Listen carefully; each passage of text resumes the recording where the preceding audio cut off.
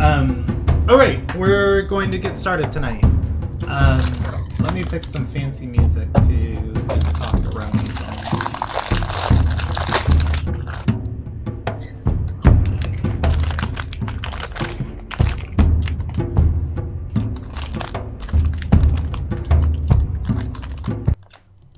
on. Alright, welcome to the Ilderon.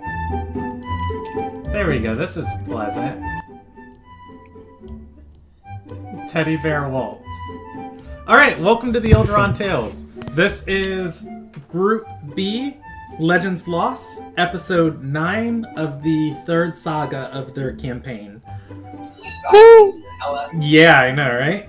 We are playing Dungeons & Dragons tonight. Everything you are going to see is going to be live storytelling. Nothing you are going to see tonight is scripted. If you are under the age of 14, please consult your parents before continuing to watch, because you may encounter content that is not appropriate for you, despite the happy, cheerful music in the background.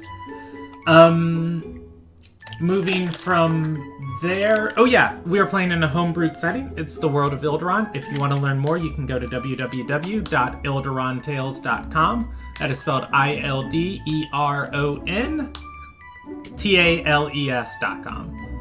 And yes. So, one more thing. The tidbits. If anybody has a question about D&D, Ilderon, or the story in general, feel free to ask it now, and we can contribute our collective knowledge to answer it. I have a statement. Hit me. I'm a potato. You are a potato. Okay, well, hey, that's actually something we can talk about. Because one of my friends asked me about some of like the race options for D&D, and they didn't feel like anything really suited their choices. And what they really wanted to be was a sentient carrot. To which I said, there is an awakened shrub stat block inside of the player's handbook and inside of the monster manual that you could be. You could be a potato and get character classes and intelligence and do stuff in shenanigans. Which also, there's a clan of elves in this world that can awaken plant life at will. But they can't do the big stuff.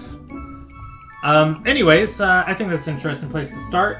Let's jump into the recap, and then we'll get started for tonight.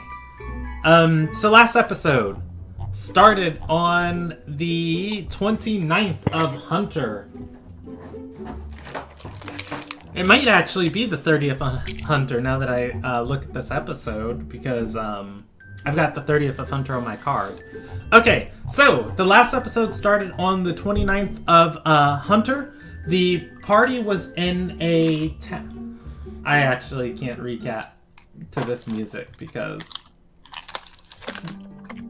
There we go, this is more appropriate. Because the recap was just too happy, or the music was too happy. Alright, the party was in the town of Larenstar Stead. As they walked into the town, in the center of the town was a statue of the goddess Umia and a fountain around it. The water from the fountain was no longer flowing, and a barricade had been built around the statue and fountain in the town square. Larenstar Stead is just a small homestead on the outskirts of Toulouse Villa. And the town itself is ruled by the Reeves house, and the current faction in charge of, or that is also occupying this area, is a faction of the Ruby Alliance called the Ruby Ministry. As they got into town, they decided to investigate what happened to the well, and there was a Church of the Four Ascended that had been boarded up.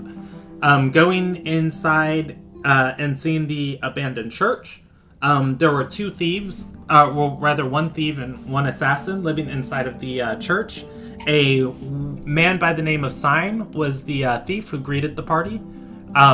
He informed the party that the fountain hasn't been flowing for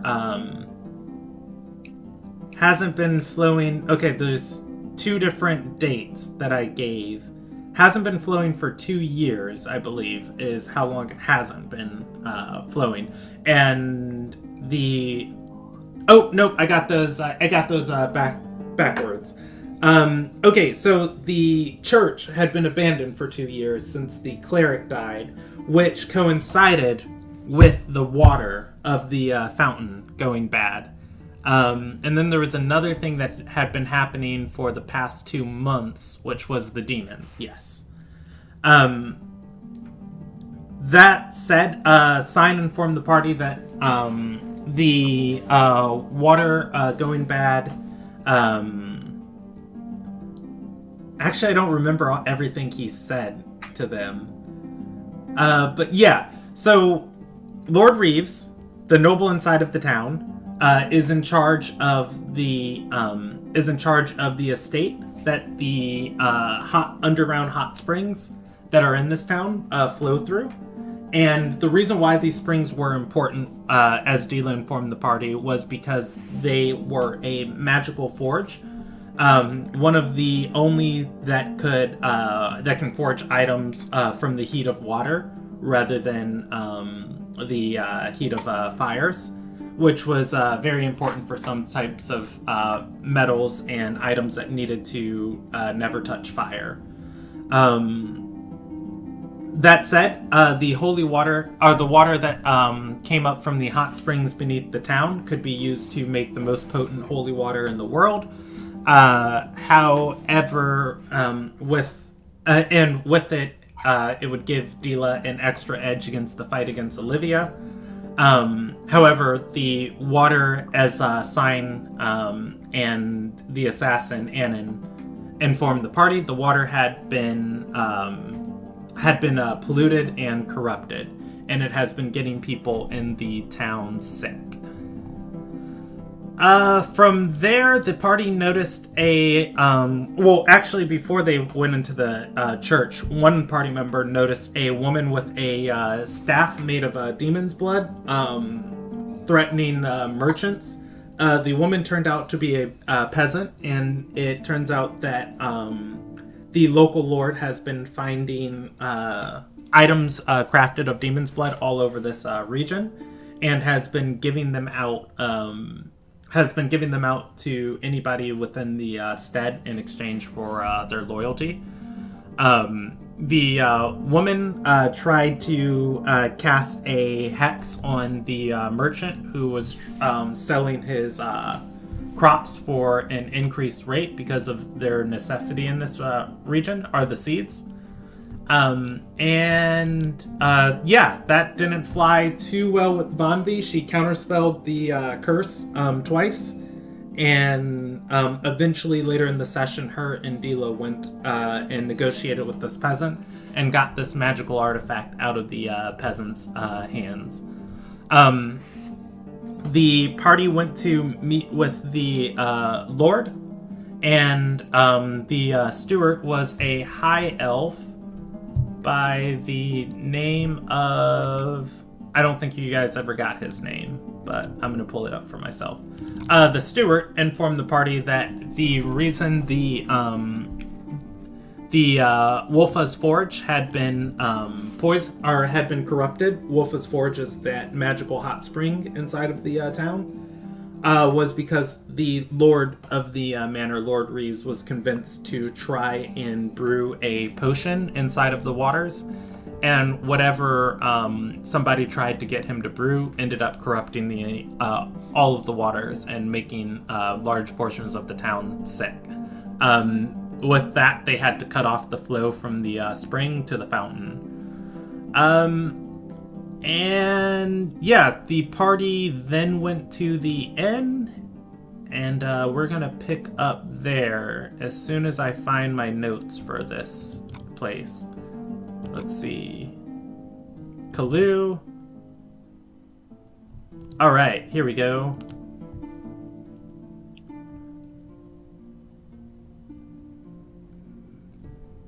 Okay, so the inn is the Stout Wizard. And who is this? I'm like looking at my notes for this. This is, I don't remember this NPC. I guess you guys didn't encounter them. Haha! There we go. Got the steward up. Okay, cool. So, it is the night of the 29th. I'm going to let everybody sleep through the night and get a long rest, and we'll start on the 30th of Hunter, because I just assumed everybody had everything done for last session. If you would like to contest this, you can speak now. No, I'm good. All right, so before we get started tonight, what we're going to do is a little bit different. I experienced this from another DM, and I really, really like it. Everybody, we're going to go top to bottom in Discord. Everybody share one good thing that happened today, and then we are going to roll from the good energy into the session. So we'll start with Blizz. Tell us one good thing that happened to you today. Oh, today. Okay. Okay, so. Yeah, it has to be specifically today. I will allow this week. Okay, so this week, I got a new job this week, and I'm really enjoying it. All right. Congrats. Wolf, share something good that happened to you today or this week. I got my internet working when I wasn't going to think I was going to be able to for the session. There we go. Anthony? Oh, wait, me. I want to share something good that happened to me today. I shirked off all of my responsibilities and played Minecraft for like 2 hours, and then I cleaned my room right after that. And it is looking spectacular. You can see a little bit of it in the background. Hey guys. I can see it. Hey, it's Eric. Eric, we are sharing one good thing that happened with us today. We're on Anthony. I honestly can't say anything good happened. I had to fire 3 employees and got really screwed today. I really look forward to this. Hey, you get to play D&D. That's a good thing. That is my good thing for the day. All right, Anthony, share one good thing that happened to you today. I got a $350 suit for $100. I'm jealous. All right, and Ramon. I don't know. I did more sit-ups today than I've been able to do in the past few months. I can respect that. I didn't know you even worked out, Ramon. You're supposed Occasionally, when I remember. You're supposed to be Also, me. It's been raining, so I couldn't go to the gym today, so I just did some sit-ups at home. Mm-hmm. Okay. All right. So it is the 30th of Hunter. It is the morning of the 30th, and you are in Ilderon Tales stead, inside of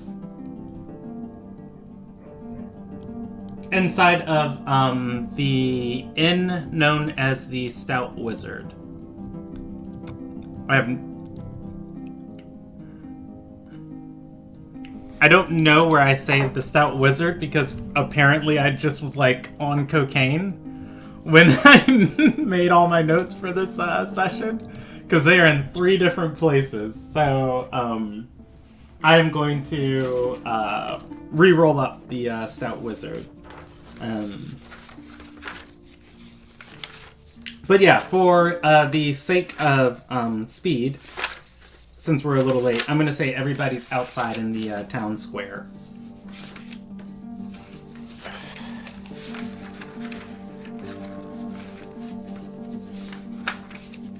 We're in the morning, right? Because we just completed a long rest. Yes, everybody completed a long rest. Silly question, but did we level up? Because like I have been waiting on level up for like 2 sessions.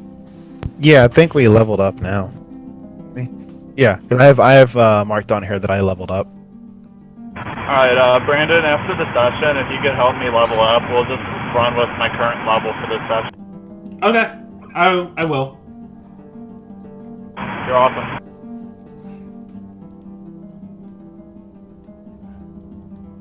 All right. The party was told they would have a meeting with the Lord Reeves in the morning. That is an option for you guys.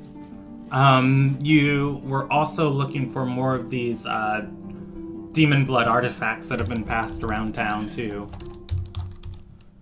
You guys actually haven't seen the forge either. Wolf's Forge, the actual spring that feeds the fountain. With your eyes, those are all options for you. You want to go anyplace. Siegfried, Yeah. you said you could potentially purify the water, correct? Oh yeah. This morning I got myself ready. Got a spell prepared for it. See if it works. I think it would be a good idea to meet with the Lord, and then kind of get his blessing before we start fucking up all of his city. The plan, I think. That sounds reasonable. Do I you mean, think you can- apparently someone from the university messed it up. Maybe we could say, well, we have someone from the university who wants to fix it. Or if he's a villain and we'll probably be able to figure it out quickly, we could just kill him. Also an Yes.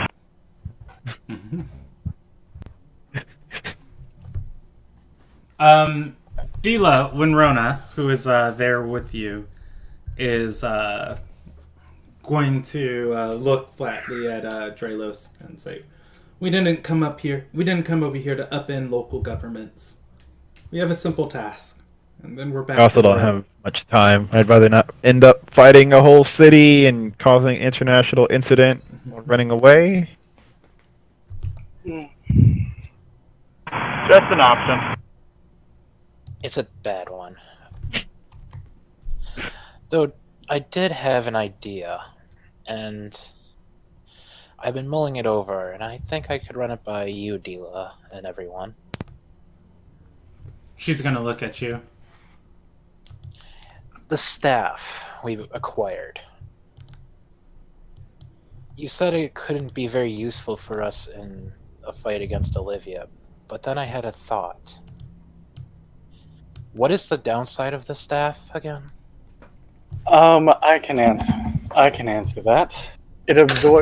It takes in all the magical properties from those around it when it runs out of charges. I don't have magic. That is my point. And I'm not sure if Vonvi would know this from from her using Identify on this. What exactly actually happens to the individual besides it draining it? Does it like consume spell slots mechanics wise, or mechanically what does this thing do? When it runs out of magic, it rolls 1d12 and 4 d8 of damage dice, and it deals that as necrotic damage. It then rolls a spell flub, based on the d12. And whatever the spell flub is, the people who have taken the damage get affected by it. She will explain, though anybody, even when they are not of magical properties, will take a good chunk of And it's a necrotic 30-foot radius.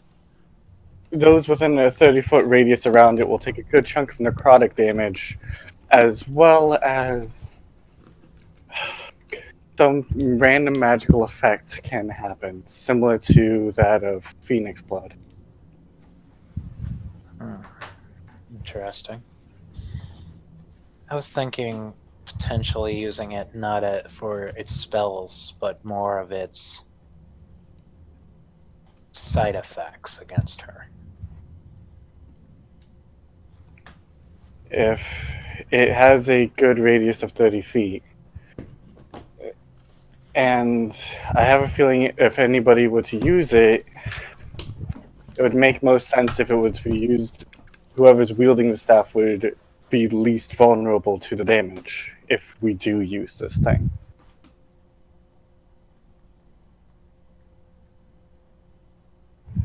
Sadly, I think that's me. Your thoughts, Dila? Dila is going to look at you and say, I doubt Olivia is going to be much of a fight. She seems very focused on something. Whatever it is, if we can foil her attempts in this region, or her efforts in this region, it would probably fare far better than simply fighting her. So what are you thinking? Grabbing the child and leaving? She's gonna nod and say a portal back to the university, arming the local guards and the local armies, and perhaps sending her back to Galkin. What if she counterspells it? Dila's going to shake her head and say, "We won't be casting. We won't be casting a teleportation circle in her face. We'll be quite a few miles away from her. Hopefully by then." And if she attempts to counterspell, I can try at least to fight that back. As can I.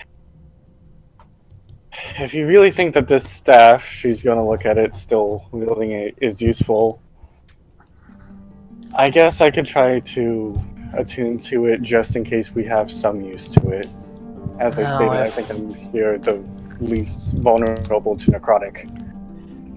I would see that more as an option if we were to fight her. If the plan is to grab the child and leave, I think that won't be necessary.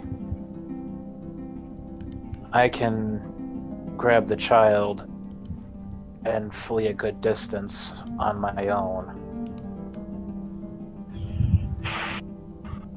I can at least distract her for maybe a turn.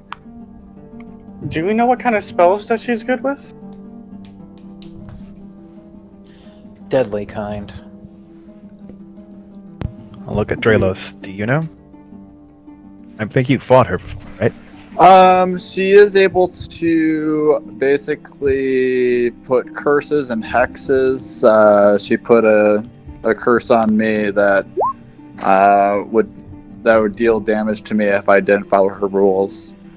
I know that she can deal pretty solid amount of damage, but I'm not exactly remembering what sort of spell she did. I might be able to help out with that, actually.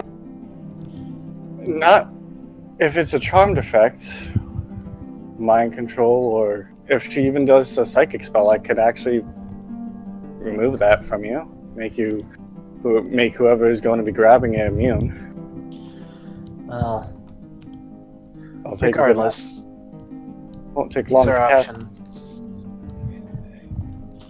Sorry, go ahead, Bobby. I said it won't take me long to cast it, and it will last a long time. So, if we're planning on meeting her a day, it will just take me a moment to cast it. So, we can't cast it on everybody, sadly.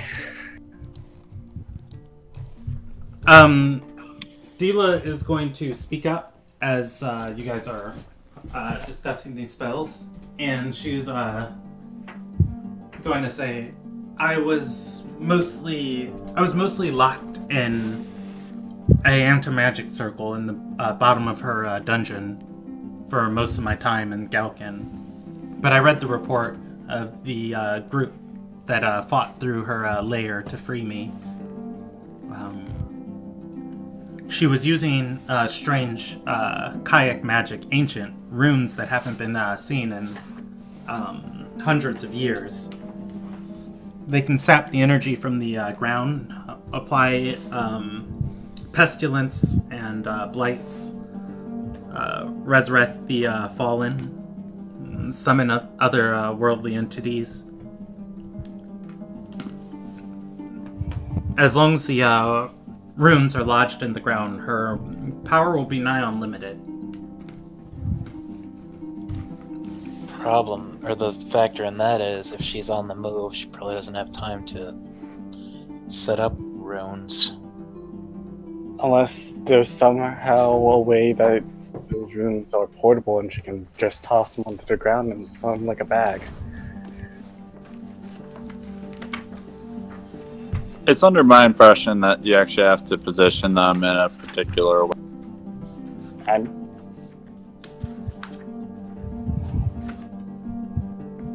Regardless, we can discuss this more on the road once we finish our tasks here, correct?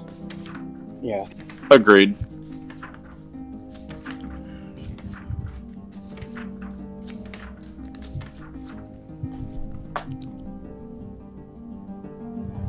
Well, is it it's just gonna be the three of us heading to meet the Lord, or is everyone going? I don't, since I wasn't there when you set up the meeting, I don't know if I'm allowed to enter. You wish, I could possibly try and go with Luna here and fly around searching for more of what items these. There's a better way to go about that. I have some contacts here in town that I asked to start looking around. I would, if you'd like to join me, I would love to introduce you to my new friends. Ha! I'm sorry to interrupt. I just want you guys to know I found my notes for this town. I remembered why I couldn't find them was because I rolled up 3 towns all in one document. Alright. But, go ahead. Nyan, what about you?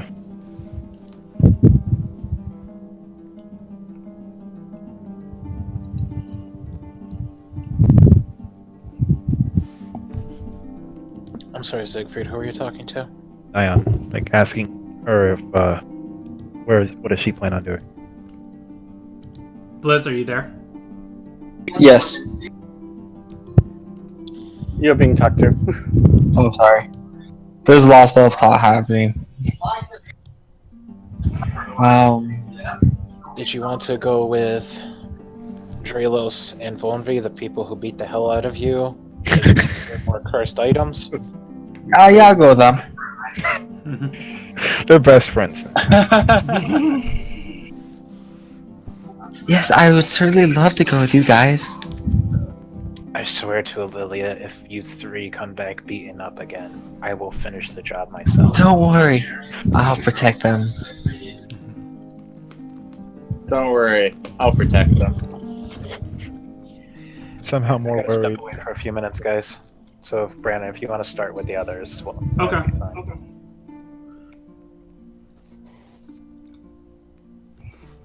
Alright. So, Admir and Siegfried and Admir and Siegfried head to the mansion, and Drelos, Vonvi, and Nyan head to look for more magical items. Sound about right. Okay. What's Dila doing? Is she going to the meet with the Lord? I'll roll her evens or odds. Evens, she heads to meet with the Lord. Odds, she heads to, she is going to go looking for more magical items. Okay. So, the party was told some places that these items might be. They have been being given out to the peasants that work the fields to keep them happy. There are fields in almost every direction around the town, and farmhouses for the people that for the workers and families that work them. And then then you were also told there was a wood carving shop in town too. that the spirits have been pretty angry at lately. I think that we could cover more ground if we had Nyan and Dila going a little bit more legitimate route, where myself and, was it Siegfried with me, or who was the other person? Vonvi, who's a Vonvi. lawful good. Oh, Vonvi. Me and Vonvi should go meet up with my new friends, and we could be a little less conspicuous as a group of 6 people instead of being like be 4 people and 2. I think we should divide up a little. Agreed. Okay. All right. So, your options were the fields, where you could potentially run into more peasants using these items, or something strange has been happening at the wood carving shop. I want to grab my buddies. I want to grab my new friends. My computer is taking forever to load. Okay. But I'd like to meet up with them, and I think I would like to present to them the idea that we could split whatever we find, but we have 2 hours to hit as much as we can before we leave town. I'm going to state this. Doubt that they would have found something by within, I want to say 12 hours or so, considering when we met them. Oh, they're definitely aware of where some stuff is. I think they didn't have the opportunity or the means to get all of it. Alright. If so, we might want to try and check out the wood carving if we're going to be having some extra help. But meanwhile, with the farm places, we might get the most amount of items. So maybe Nyan and Dila, you two head over to the farm locations with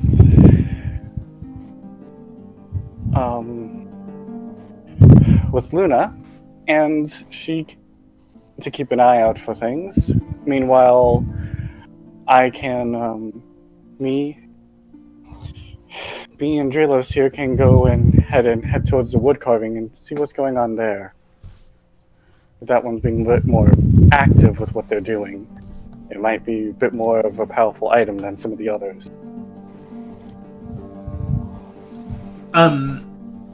Dila's going to nod and say, we'll give it to midday, then we have to hit the road. Yeah.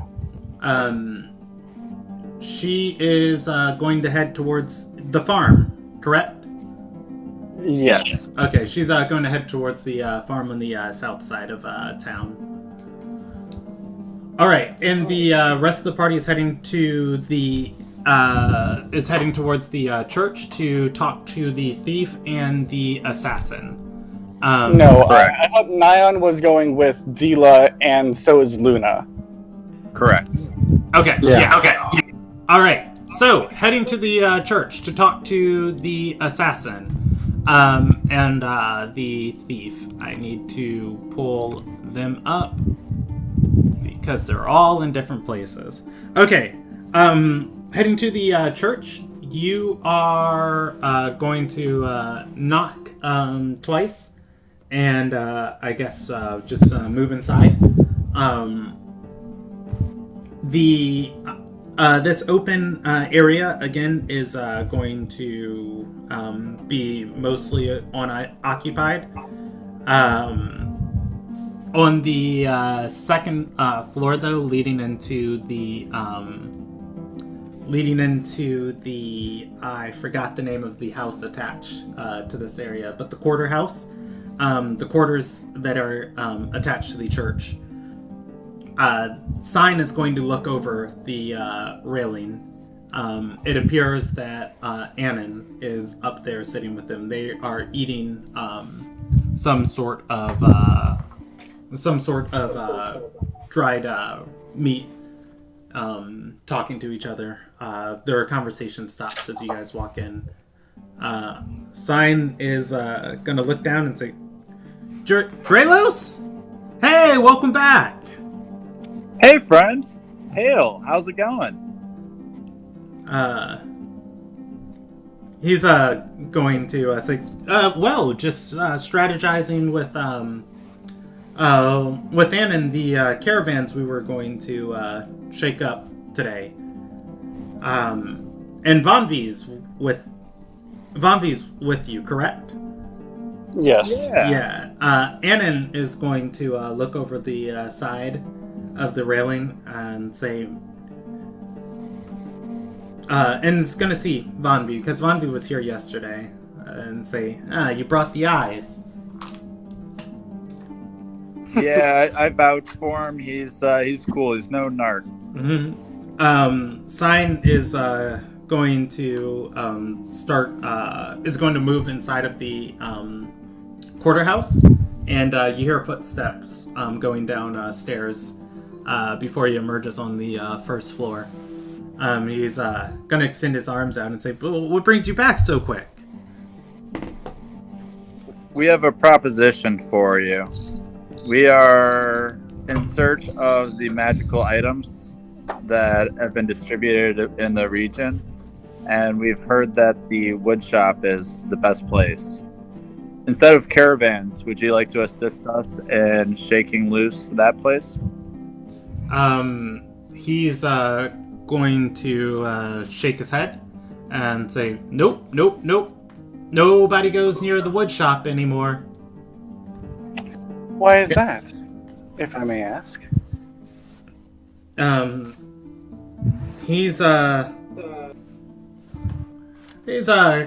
to think for a moment, and Annan is going to lean over and say, when we were younger, Sign got real good at lifting goods from out of Anor's store. Sign nods and says, "Yep." Summoned a bunch of Fey spirits to keep guard over it. Since then, Fey spirits. Huh. Annan speaks up and says, "Yeah, they only ever disliked Sign, but lately they've been pretty aggressive to anybody who goes in there. Anor closed up shop. He can't even get them to leave anymore."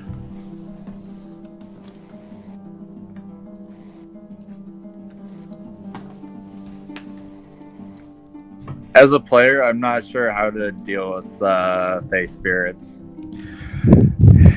Funny enough, we do know, as I think Volnvi would know as a character, I think some druids would be quite good at talking to, are usually ones that communicate with Fey. I have Fey ancestry, but I don't think that has any bonuses to this.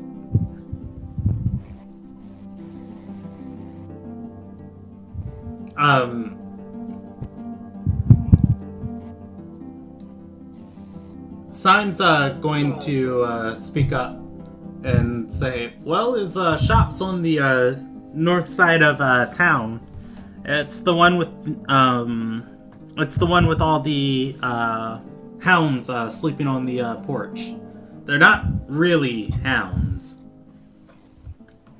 Do they look yellowish? Do they look yellowish? No. You guys have actually seen this building as you've been in town. They've just been slumbering animals, like on the. It's on the edge of the town square. There've been slumbering animals on the porch, but you didn't make much of them. Okay. I am spectacular with animals. If they have any sort of animal characteristics, I feel I would be a strong use. And if they happen to be a bit more sentient, I think I might be able to persuade a few of them to at least not attack us, as long as I don't aggro them first.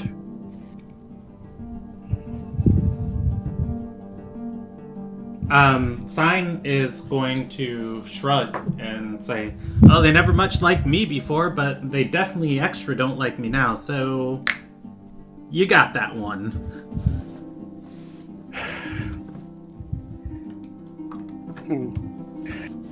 I guess we have a job that we have to do. Annan That is going don't have to split. speak up from the second floor and say, Old Anor, he met up with Lord Reeves. He probably has one of those demonic artifacts lying somewhere inside of his shop. I'd be careful if I was you. Will Thank either you. of you us join us? Annan's think going that to the kick her feet first back way- over the railing, sitting back down. Like, before she was sitting on the edge of the railing, like, with her feet hanging over it. Now she's, gone back. And she's going to say, "Nope, don't much care for your task while you're here. Try not to make too many ripples." What's in the caravan that you wanted to shake loose? Maybe that will be more productive.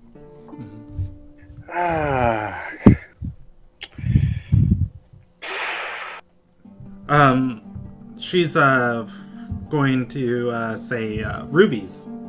The ministry's moving some from the outlying steads into Kalu.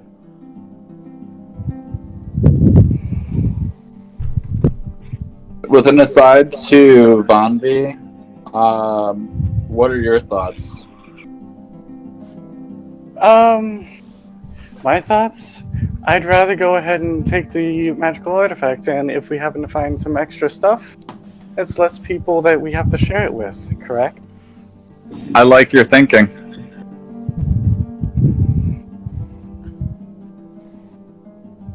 Well, Sign and Annan, we are you're still number one in my book, but I think we've got our task at hand. We wish you the best luck while you're out there. Mm-hmm.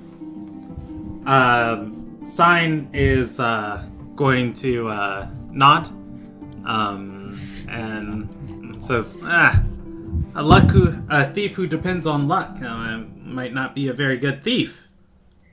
But I mean, I guess I'm pretty lucky. Thanks. Annan's going to look down at him and say, "You just called yourself a bad thief." He shrugs. Bonvi's gonna chime in as she's walking away and states, "Funny thing about most famous thieves, they were all caught. I guess the best ones never were."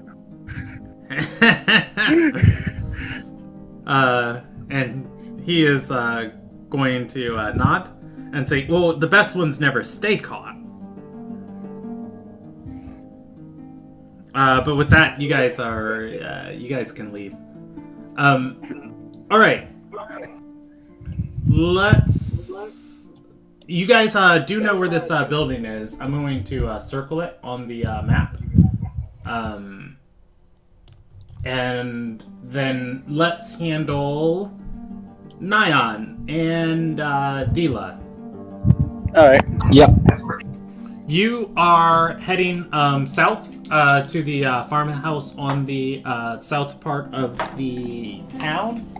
Let's roll. Can you circle on the map Yeah, roughly where it is? I will circle it in orange. And can you circle where the other party set went? Okay. I will circle this in red. This is where Drelos and so Drelos and Vanvi were at the red. Siegfried and Admir are on the purple. Nobody is on the blue, so we can delete that. All right. Let's see. I am rolling for these peasants out here. I'm not seeing anything on the map at all. Scroll over to the scroll right. to the right. Yeah, Right. Okay, So- that makes sense. Okay. Yeah, this region, Kalu Village, is like this huge metropolis of all of these, where all of these people who farm and make produce out here, they come together under the fort of Lord Bredrick, and a bustling settlement has grown around it. Outside of Kalu Village are all of these steads, which are owned by different noblemen or noble families. You guys are about 8 miles away from Kalu. It is in the horizon behind you. You are in a place called Larenstar Stead. It is a small town ran by the Reeves family, and there are several farms surrounding it. Okay. All right, so let's see. You are looking for more peasants carrying these staffs. Stepping to this farmhouse. It is going to be a large L-shaped building. Obviously, you are coming from the back end of it. Yes. While traveling, I want to wild shape into like a kitten and while on my broom. Okay. What? All right. Yeah, you're able to do so. Dila, when Rona is going to look over at you, and say, these artifacts can get people killed. It'd be best if you took this somewhat serious. Mm-hmm. She rolls her eyes, and she is going to go to the farmhouse. As you guys approach the farmhouse from the field, there is a raised stone platform on the back of it, or a raised stone porch on the back. You see one man rolling a barrel across here and stacking it below this porch where several more barrels are stacked. It swishes loud with the sounds of water. The man speaks up as he sees each of you approaching, and he's going to wave a hand and say, "Hail!" Dila waves back at him and says, "Ilyaria, we come from distant lands, but we heard that there's been some issues in this area." The man says, "Issues? Are you talking about the fountain?" Among the fountain, some relics of questionable magical origin have been popping up. He's gonna scratch his head and say, "You mean those laurels that Lord Reeves have been passing out?" Dila nods. He's going to say, "One of the workers here got one. Was practicing with it in the cellar the other day, but I don't think it went too well for him." Dila raises an eyebrow. He's gonna say, "Went crazy, mad, started hitting people with it. Wouldn't stop, cackled incessantly. We kicked him out." Dila is going to nod and say, "Do you know what he was wielding?" The man is going to scratch his head and say, "I don't know. Some weird black stone thing. It was attached. It was attached with a iron chain. swung it around like mad. A flail? The man shrugs and says, if you could call it that.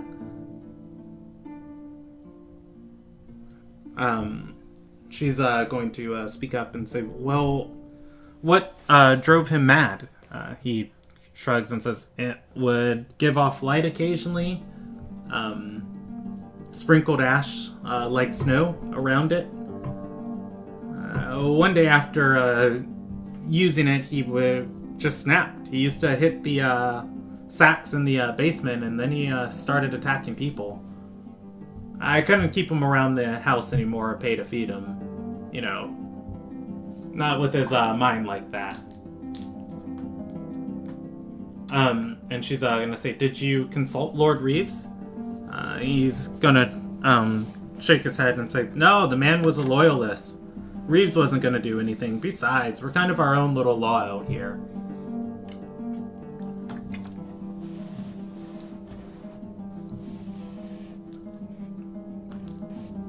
Dila is going to exhale and say, and where did this man go? He's going to roll a history check. He's gonna say, well, I think about 2 miles to the north, there's a woman with a small farm up there. She raises livestock. One of the few in this area. He didn't seem too concerned about killing people. It's just causing a whole bunch of pain. If nobody in town's complaining about him and he still wants to take out his frustrations, I reckon he'd go somewhere up there. Probably take it out on the cattle. Dila is going to nod and say, anybody else in your establishment receive one of these items? The man's gonna shake his head and say, nope, that was it. She's going to bow very slightly and say, thank you. We'll be off, and hopefully we can bring this man back to his senses. The man on the porch is going to nod and say, well, his name was Adele, so if you see him, try calling to him. Might calm him down before he comes charging at you.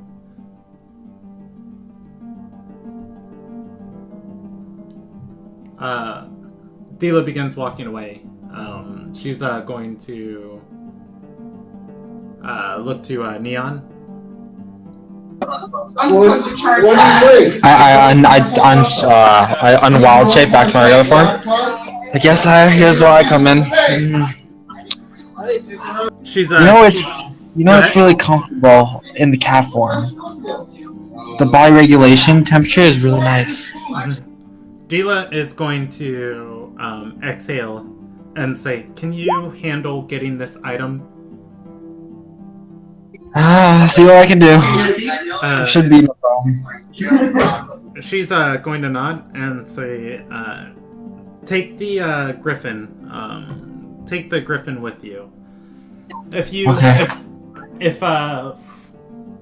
If Siegfried happens to find, if Siegfried happens to be able to cleanse that well, bring several bottles of that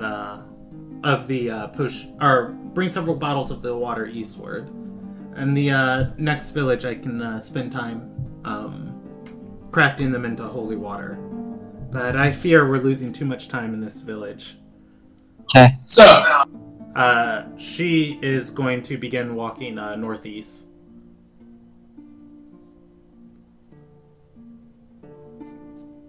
Okay, I started heading off towards the wherever the other place, the place that I was directed to go. Okay. All right, to the farms to the north, looking for the livestock. Okay, let's handle.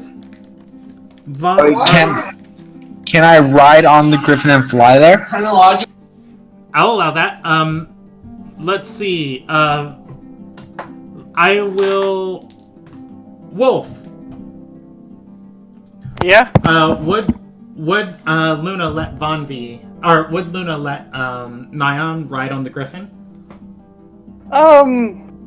Yeah. Luna will probably do it a little bit hesitantly, but understand that she's an ally, so she'll let him. All right. Yeah. Luna can ride the griffin northwards. If you want, I can make it like some sort of check. No, it's fine. It's a celestial griffin, so it's pretty intelligent. Oh yeah. All right. So let's handle Admir and Siegfried. Admir, how about you start off the day with a evens or odds of if you're Admir or if you're Terran?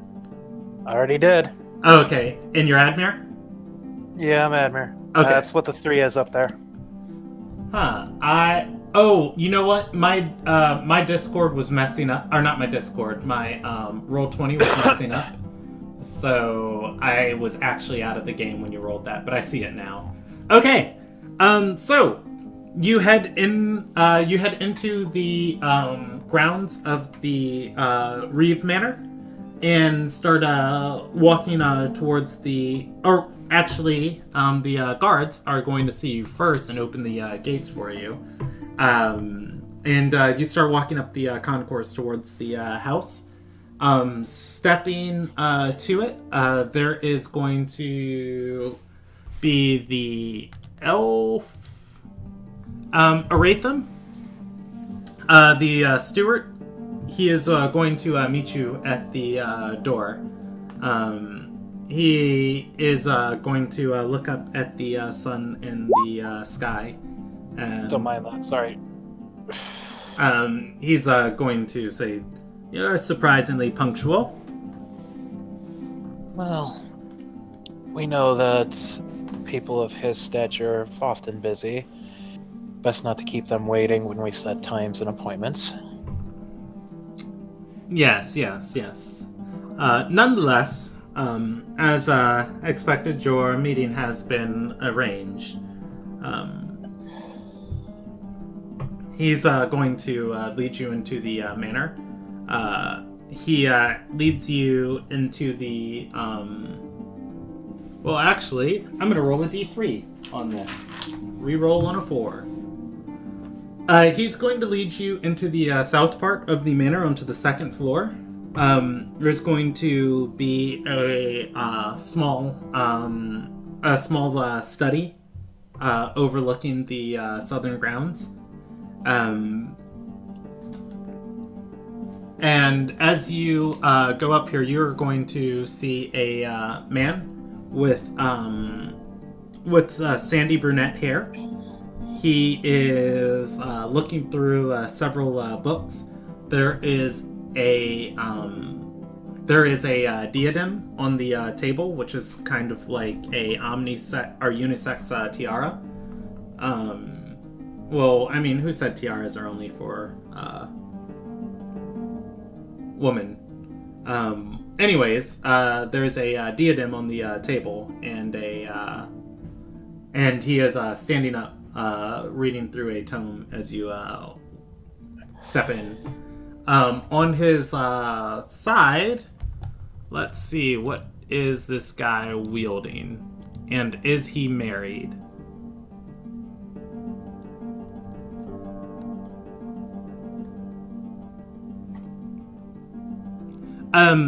Okay, so on his side, indicating he is married, he is going to have an oath blade. It is a dagger of white and gold metal. On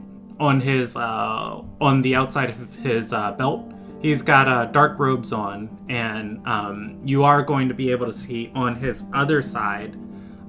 There is one of those veiny black swords underneath his robes. It is, I mean, from what you can tell, it is not an oath blade. It is not displayed openly. He looks up at you as you enter, and he's going to say, yes, what's your grievance? Erythim is going to bow and leave.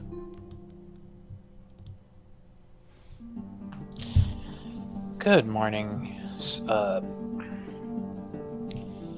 Would I know a proper, title? Would it being from Alona guy? How to address him? Yeah, go ahead. Roll me a history check. Woo! All right, Ardor is one of the few countries. Well, I'd say few. I'd say half the countries have established nobility.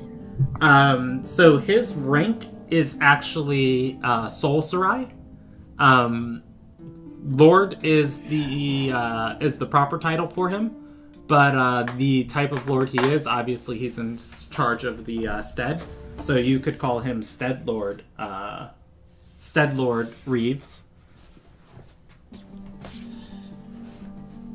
Yes, good morning to you, Stead Lord Reeves. My name is Admir Shrogi, and this is my companion, Siegfried. Crap. Character knowledge, I know your last name, Siegfried. Milstein.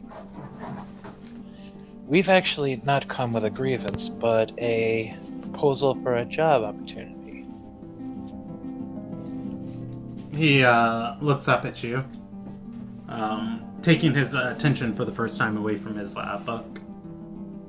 He keeps his finger on the page, though, as he stands above it.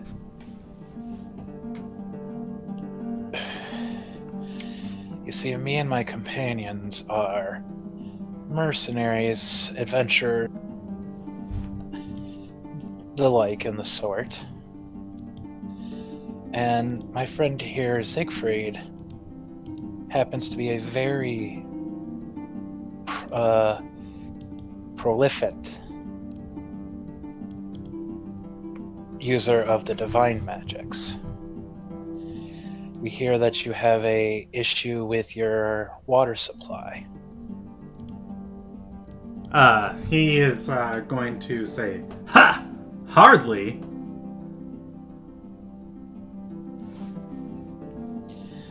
We heard tale that someone came through using your forge and it contaminated the spring. And he's going to nod and say, yes, that brew was unsuccessful, messed up the whole thing, but might have been one of the best business ventures I've ever encountered. You see, I'm not an idiot. I wouldn't just put random magical components in that I didn't understand at the behest of someone promising power and fortune. I barreled up several dozen barrels of the fountains, or of the forge's water, before it went sour. That said, once people in the region heard that the water was no longer flowing freely, well, it's been funding my expeditions quite well lately.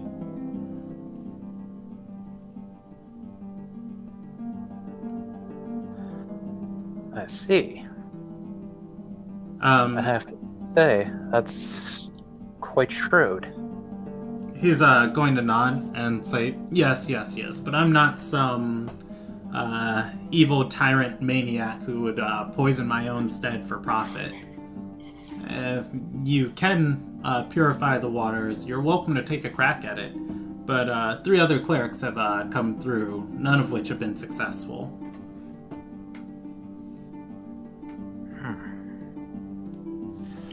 Well then. We're currently on an assignment to... Let me ask you, how familiar are you with history of our world? Some of the key monsters and evil that have dwelled in the past. He is going to nod and say, "Oh, my mother made sure I was quite educated on the evils of this world." Does the name Olivia mean anything to you?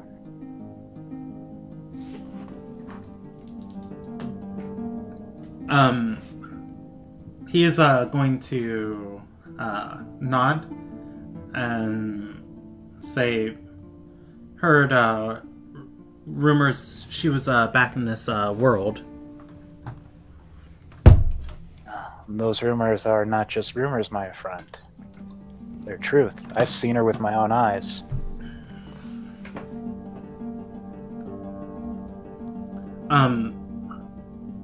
He's going to nod and say, "Woman blew through town a couple days ago. She used that name. Thought it was pretty strange. Nobody names their daughters Olivia anymore." Did she have a young companion with her? A squire? Yes, but she seemed just like a normal person to me. Well, I can assure you that normal person is, in fact, the one and only Olivia the Lost.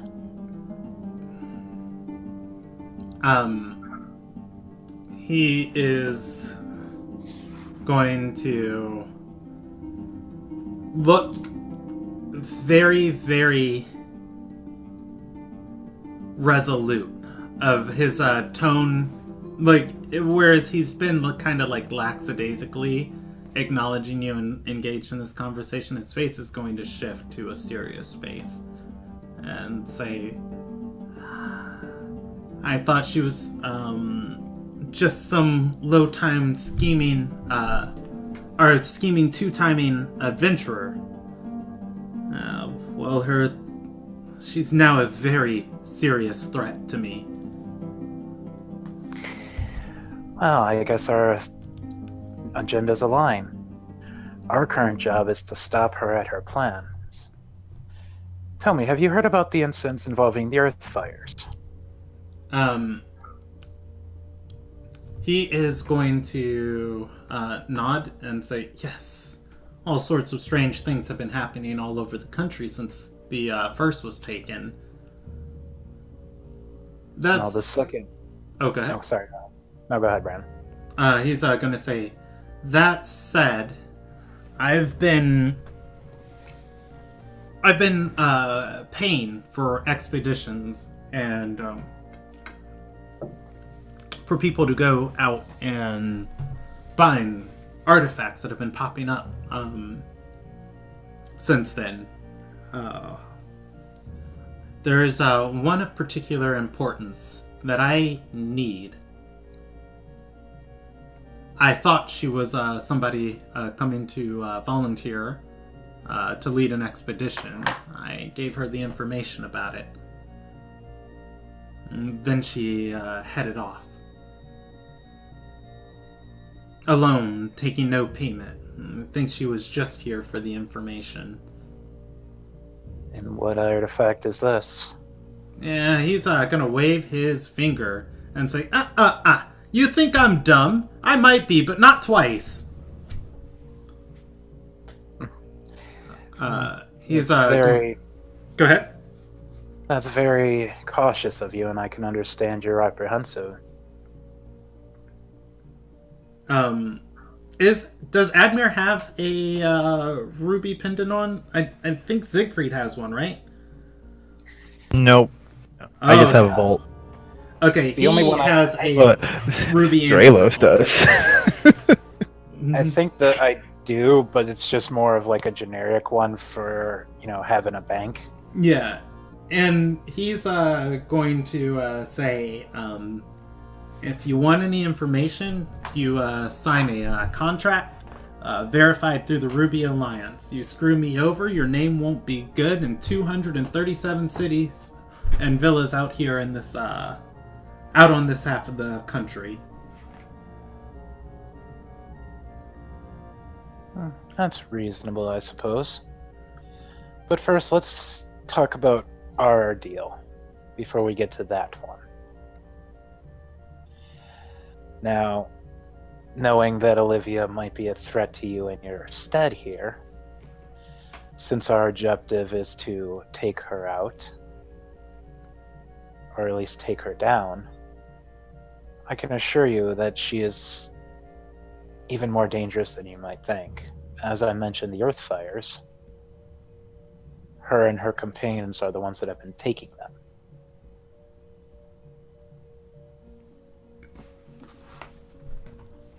He is going to wave his hand and say, "Don't know, don't care.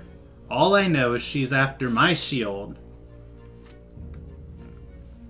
And I need to get it first."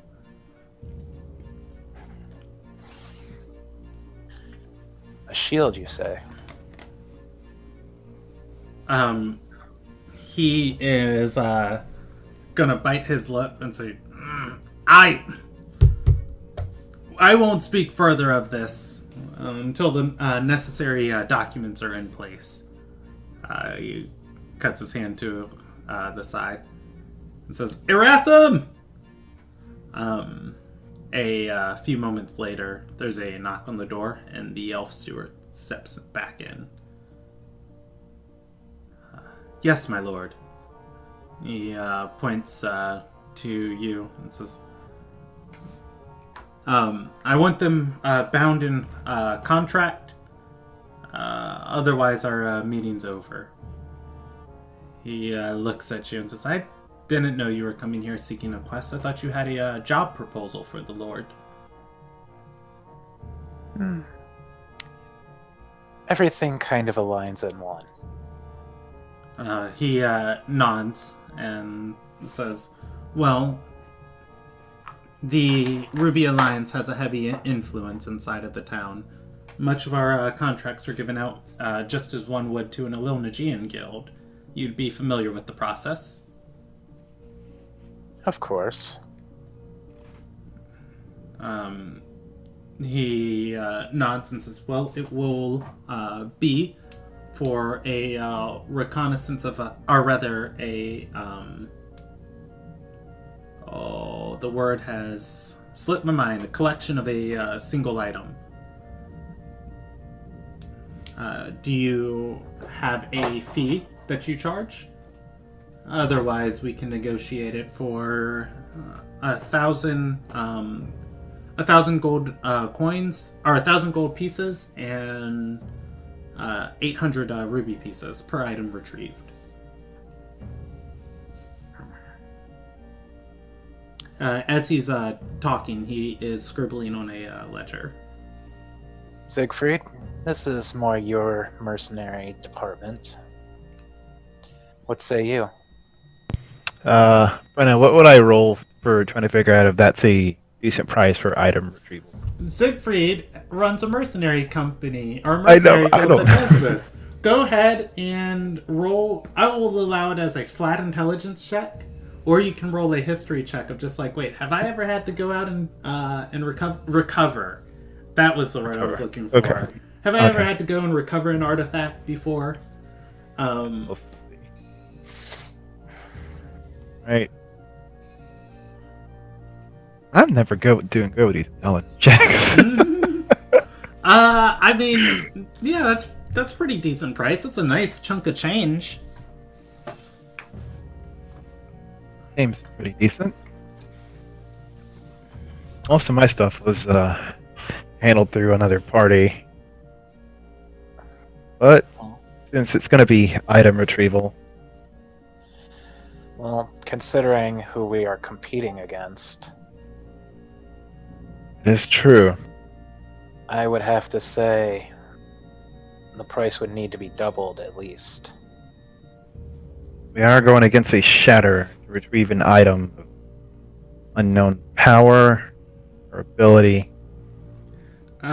He's gonna squint his eyes and say, "Shatterer? The only Shatterer left is Endother the Conqueror, and he's locked away on Betrayer's Isle."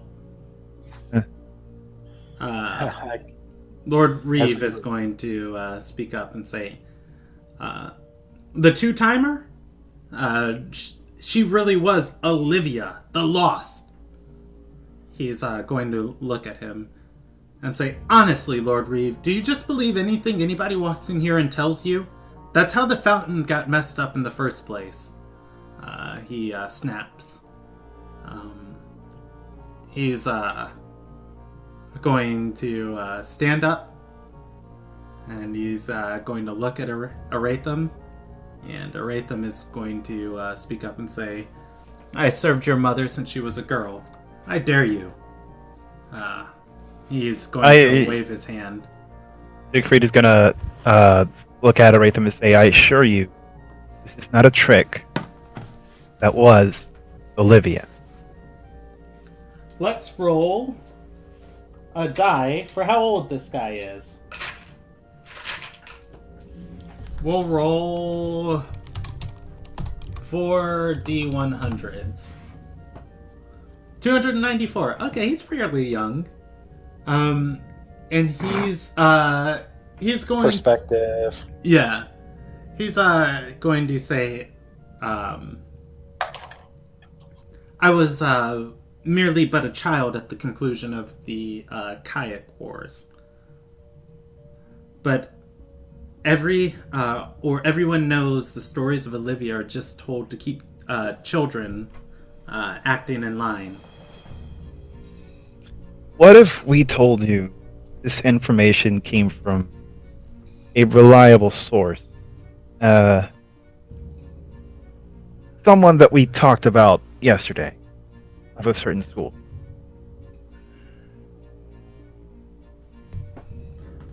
He's going to grimace, and he is going to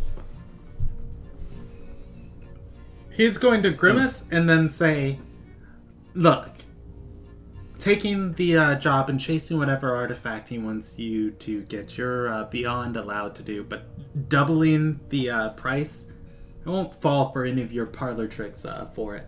Next you'll be telling me the gods themselves are trying to smite you. And that you need hazard pay for each and every spell lobbed in your direction. Wish. No. 2,000 We're being realistic. gold pieces. Not a coin higher.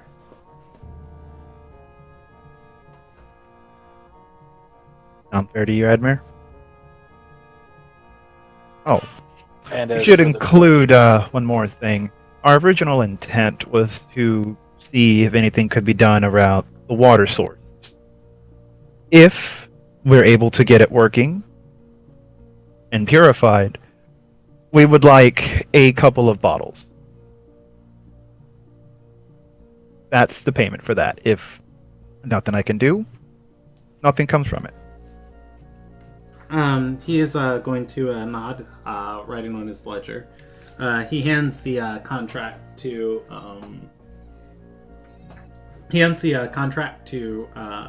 Admir for him to sign. Says the Ruby Ministry communicates with the entire province in this region. You betray us, and word will spread in 3 days' time to the entire region. You will never find work again with the Ruby Alliance. That is fine.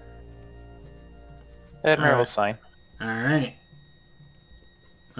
He takes it, looks it over, nods to Lord Reeve, and he's going to say, honestly, I cannot wait until your mother gets back. He brushes a hand and says, "Be gone!" Aratham bows and leaves. I must say, for a servant, he's quite vocal. He is going to say, damn Dorai. Reiner thinks just because he raised my mom and he raised me, And he raised the last generation of my family that he walks around and owns this place.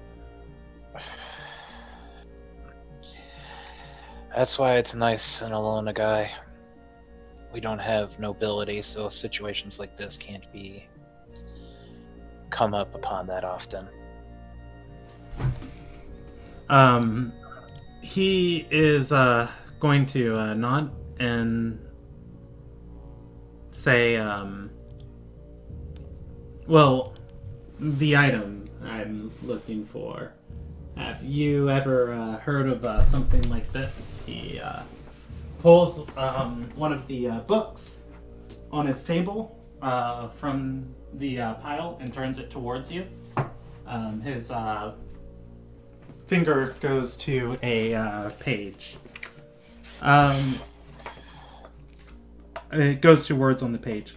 Anthony, do you have a monster manual available? Do not, but if you just tell me, I can just Google search. Okay, give me 1 second to find the exact page and where it is at.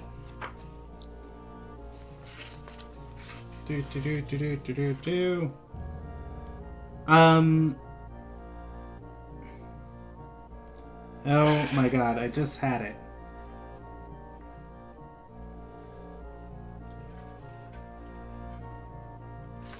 Okay, actually, it is on page page 51, and it is the section of demons, and the area that says protected essence. And I'm going to read it on. What's the name of the creature? It's not a creature. It's information. I'm going to read it on stream, because you have access to this exact information. What's the name? Page 52? Page 51. Under demons, protected essence. A powerful demon can take steps to safeguard its life essence, using secret methods and abyssal metals to create an amulet into which parts of that essence is seated. If the demon's abyssal form is ever destroyed, the amulet allows the fiend to reform at a time and place of its choosing. Obtaining a demonic amulet is a dangerous enterprise, and simply seeking such a device risks drawing the attention of the demon that created it. A creature possessing a demonic amulet can exact favors from the demon whose life essence the amulet holds, or inflict great pain if the fiend resists. If an amulet is destroyed, the demon that created it is trapped in the abyss for a year and a day. Minus the abyss part. But anyways, it has that exact information on it. And he is going to say, I've been finding artifacts crafted of demon's blood from around here. I have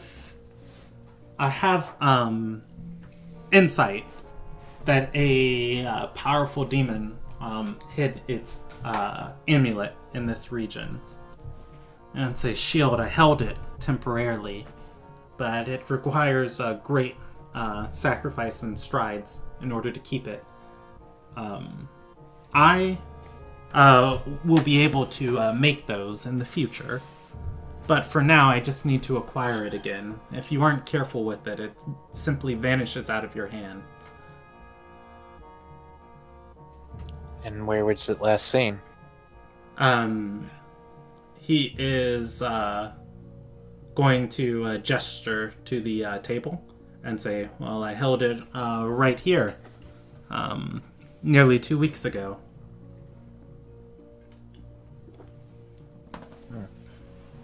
I wasn't certain what it was at the time.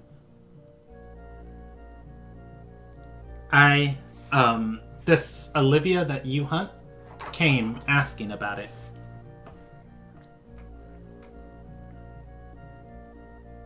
I thought she was an adventurer seeking to recover it for me, as I have sent out a call throughout the town. If you recover it for me, you'll be paid in full. And you'll probably find this, the Shatterer that you seek.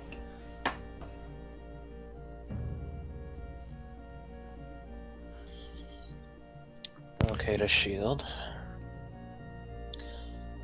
Sounds simple enough, don't you agree? Siegfried? Are there any characteristics, how it looked like, so we know what to keep an eye out for? He is going to nod and say, "You either need a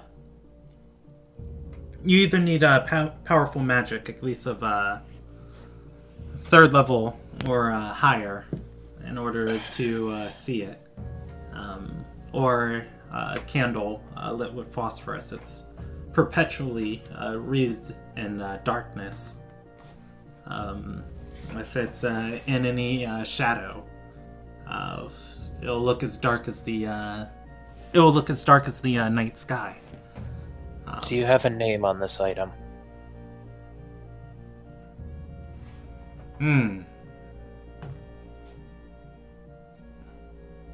He is going to think and think and think, and say, "No, only lost knowledge.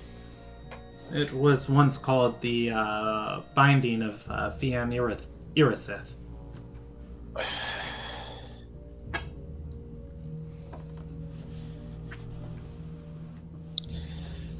Binding. Brandon, can I do a history check, see if I heard anything about this? Go for it. Alright, I'm gonna use Tides of Chaos and my Okay. my other thing on this. So advantage and a D4. Woo.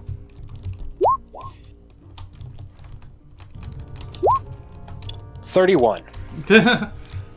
Apparently, Admir has read every single book in existence. Hey, I'm a shut-in who hung out in the library all the time. It gets boring. Nerd. So, I'm a wizard who doesn't do wizard. building off of your knowledge, you should be aware that, or rather you are aware that ancient Ardorians, during the... what was the name of that war? During the Guided Wars, there were demons rolling. There are demons in the world that got so powerful from killing and absorbing the souls of mortals that nobody could deal with them at the time. And so devils taught mortals how to bind these demons. And ancient Ardorians... Yes. Sorry, I didn't mean to interrupt you. I just wanted you to be aware the second D4 I rolled, because I hadn't rolled it yet, is the recharge for Shattertooth. Okay, that's cool. They bound demons, and you are aware they bound demons, and that the knowledge of what demons they bound, where they were bound, that was lost. You have heard of some of the... you have heard, and this has been very recently, of some of the knowledge being recovered, particularly of a demon hanging around a ruined fortress inside of Westwind, inside of this country on the western border. That said, if this demon is around, that the eastern fortress of Eastwind would likely be the place for you to start for looking for this. Other than that, I don't know what other history would be on this. Well, actually, you know what?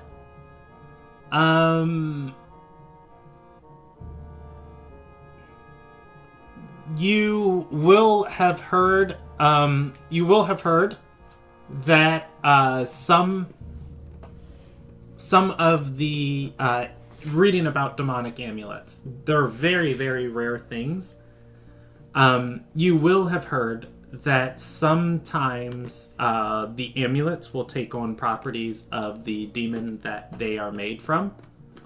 And that said, demons are very good at slipping in and out of bindings, which is why it's so difficult to banish or bind a demon or keep them out of the mortal realm. And the shield could be mirroring that of just randomly manifesting that magic and appearing in unexpected places. Which could explain how he found it, which could also explain how he lost it. Alright, I guess my question is, from the history check I was doing, he called it the Binding of Fianthel. Fian Irisith. Fian Irisith. I will type it out because it's a complicated name. Okay. Have I heard that term for that, and have I heard it go by any other names? You have not. This is lost knowledge. Okay. Actually, correction on that. He might have, because Vonvi has... Well, I'm sorry. It goes without stating that the artifacts that you had been recovering inside of town, have been called gifts of Fian Irisith. That is where you've heard the name before. But otherwise, in relation to, the books or anything outside this region, you have not heard it yet. Okay. Not an issue. Alright then. Now, as for our original discussion, your venture of having the pulling that water aside is made quite a profit. What if I offer you another venture, possible profit venture out of it?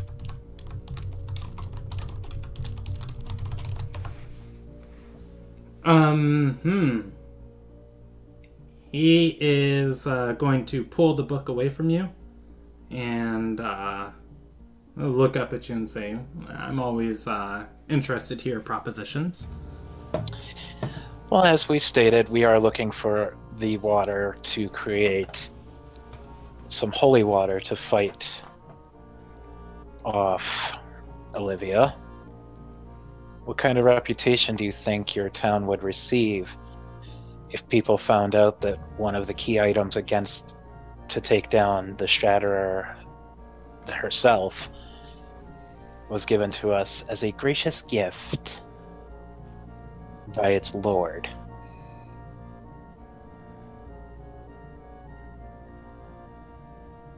He's going to think for a moment and say, Mother would exult in my heroism.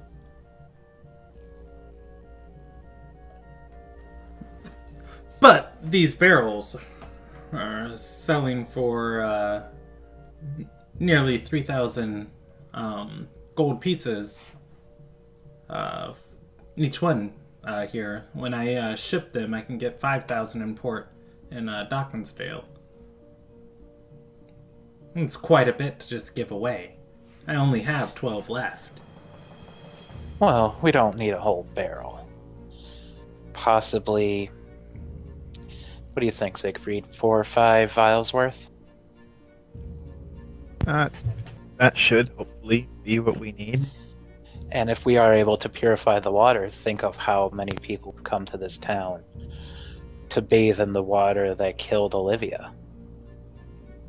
He is going to shake his head, though, and say, but the water doesn't flow anymore. It actually kills people. That's why I'm saying if we were able to purify it. So if you If we can purify, we will just take it from the source and be on our way.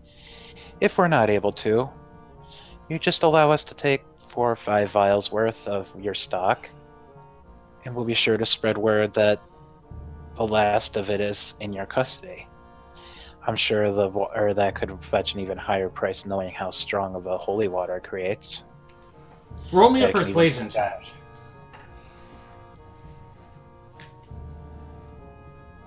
Mhm. Persuasion, where are you? There you are. All right, and I'm gonna use a D4 on it. Okay. He's 25. he's gonna rub his chin for a moment. And nod and say, I want you to be successful in returning that shield. I can part with 4 vials of it. And as I stated, we will, attempt to purify the source itself before we leave. And if it's successful, that's even more profit for you to earn, correct? He nods.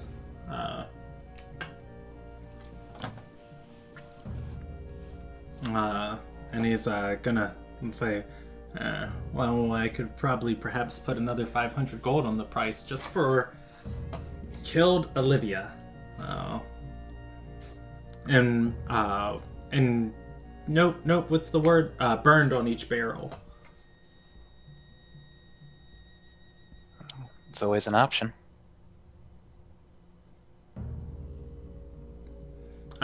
He's going to nod and then again shout and yell, Arathim! A few moments later, the man walks back into the room, followed by 2 slaves. He's going to say, yes, my lord. Lord Reeves explains the final deal you just made. Arathim bows and tells one of the slaves to go begin bottling the water. He is going to say, well, once you find that shield and bring it back here, we will be magnificent friends. Until then, I have to learn how to control a demon. Be gone! He brushes his hand at you as he goes back towards his books. We still need to source it well to purify, or attempt to purify. Yes, if you could direct us to the forge. Arathim is going to lead you guys out of the room and to the backgrounds of the manor. Half of the manor is built around this forge. You're going to be walking over aged stone roads. Each stone either cracked or growing moss or rounded from rainfall and water going between it, to the point where this road would not accommodate a carriage whatsoever properly.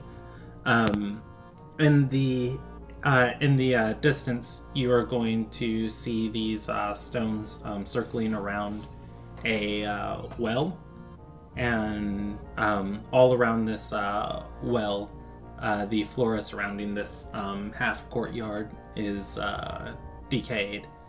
The well itself is bubbling, and steam is rising from it. Within the well, it is about 8 feet in diameter. The water is basically a grimy, almost diarrhea sludge. Is there any particular bad smell coming from it? You know what? Let's roll. How? Yeah, it does smell horrific. And Let's see. What would this smell like?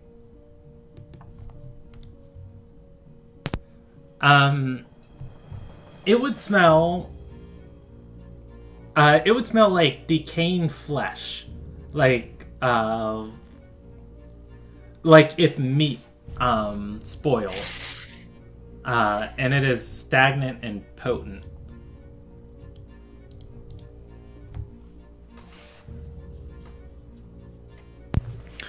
Okay.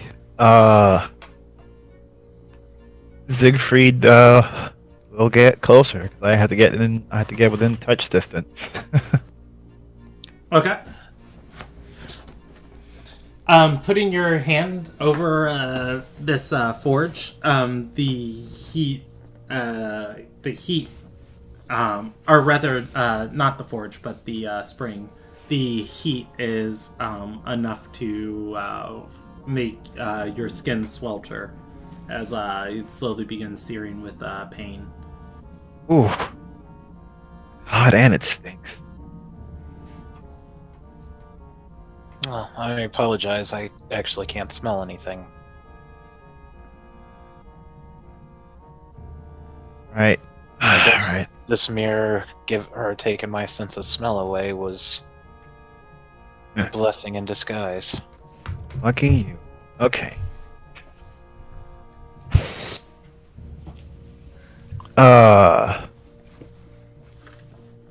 What do you think, Admir? You think the issue is with the actual basin it's in, or the water itself? One person, or rather, I'm sorry, the servant, the slave who was left here after Erathim left, he's going to speak up, and as Siegfried's hand is over, and say, "I wouldn't do that if I was you." Tell me, do you happen to, he's a little slave, do you happen to know what the previous people that attempted to do this have tried? He nods and says, the first cleric who came was a Shia son. He was trying to achieve glory to become a Sagite. Touched the water to cast a spell and it sucked him in. I haven't heard from him since.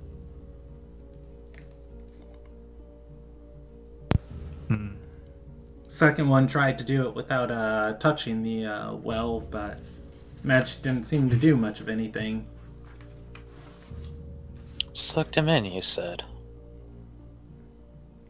The man nods.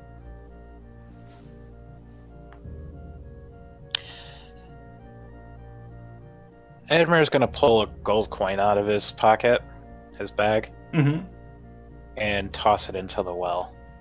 All right. It is going to sit on the surface as it becomes heated and superheated, and it slowly starts sinking beneath the sludge. Eventually, it melts. By the time it's almost completely submerged, you see its pieces dissipating. Does it look like it melted from heat or another source? It looks like it melted from heat. Okay. However, the liquid is viscous.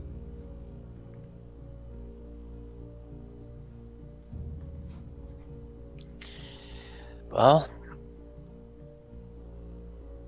I mean, you're more than welcome to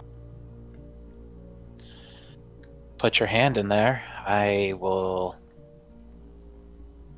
can't say that I can pull you back. He's gonna look to his familiar. Well, touch space spells work through you, old buddy. All right. Don't give me that look. You know, I had a similar thought of just using top as a test subject, but yours might be a little more practical. Okay, look, Riveria is just arguing with the cat. Okay, look. If you get sucked in, I can just summon you back. While you fish. A lot of fish. Okay.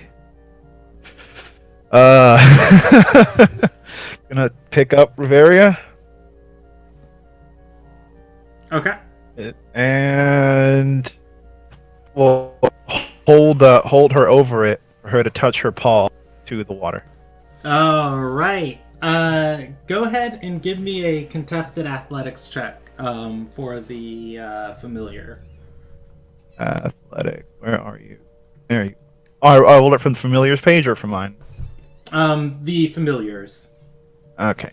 Well, I mean, you can roll it for you of trying to hold this familiar out of here. Because you are holding on to Riveria, and is it a bird? It's a cat. Oh, it's a cat? Okay. Von Visa's a bird. Either or. Athletics. Alright. Alright. I'll use bad luck for him. Don't you have to give me a wild magic surge on that? That's tied to chaos. If I wanted to do it again, okay. I would need to do a wild magic. Bad luck's the one where I can add a d4 Okay. for 2 points. Alright. I'll myself. roll the athletics as you're holding on to Riveria, since, like I said, I can summon her back in if something happens. She'll be mad, but I can summon her again.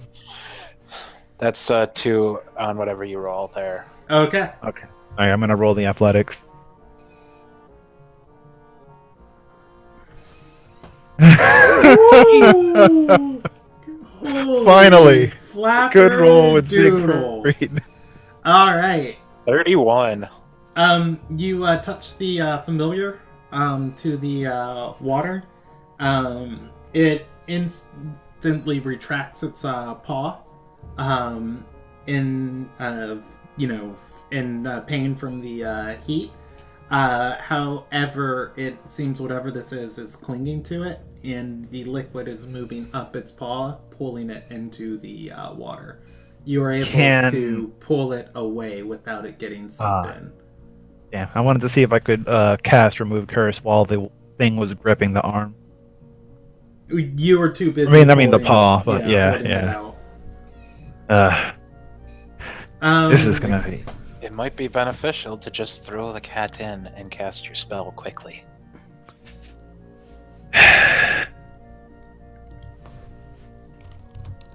Well, It's unfavorable, but as someone who also uses a familiar, I can assure you. yeah. Okay. Riveria takes 11 points of fire damage, by the way. Right. Oh, she's out. So you just pull back and the cat's gone. Yeah. The cat's paw is completely burned off. It is leaking arcane essence and energy as it is deteriorating away. Cast Healing Light on her. All right. Roll d6. I'll roll 1. Get up. Siegfried's not done with you, cat. Cat has. Your Six, cat's seven. hand is going to, or paw is going to mend itself as it springs to life. I'm gonna roll it a percentage die if it tries to claw free. Yeah, it's gonna start spazzing out over this water. Alright, I'll drop her. Like, man. Into the water? No, onto the ground Okay. first. And she's going to run along the stone and run behind your plate armor, behind your leg. Okay, Riveria. Now we know what it does. If we can do this one more time, like I said, I can just summon you back. You're fine. I'll just summon you back and try to quickly cast the spell. It might be better if you just do it. If I hold on to your leg, I can cast a spell to teleport you out of there if you start getting sucked in.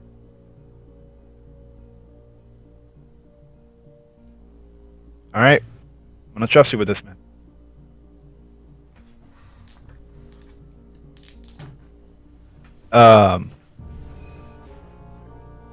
Siegfried is going to put his hand in the water. All right. You take 4 points of fire damage from touching it. It begins to grip you and pull you in. You can roll a contested athletics check if you want. Otherwise, you can just trust Admir. I'll trust Admir and cast Remove Curse. All right. As you cast Remove Curse, it doesn't seem to have any. Let's see. Touch curse collect owns object. If the object is cursed item, the curse remains. Spell breaks the owner's attunement. So the well doesn't seem to have any change as it continues to pull you in. By the time you get that off, it has pulled your entire arm and shoulder in and is pulling your head under. Admir, hold on. Let me see if I can. You don't get those words out. You get. I will cast Dimension Door, grabbing his leg. All right, Siegfried, roll me a perception check before that happens. Or what is your perception? Well, 22 naturally. Okay. So, oh no. Well, I mean, obviously, you're not going to see anything. You are only in this well, like, it gets around your head, pulling you in. Oh, and you are going to take another 3d6 fire damage. You take 10 more fire damage, as it is searing your flesh. And you, as you are submerged in this well, for the briefest second, for the tiniest second, you think you see like a person, and then everything hurts. And you know, you're like flailing for Admir, and Admir casts Dimension Door. You and Admir, Dimension Door, where? About 20 feet back from the well. 20 feet back. You fall over on the stone. The sludge searing on your skin. It evaporates slowly in the sunlight.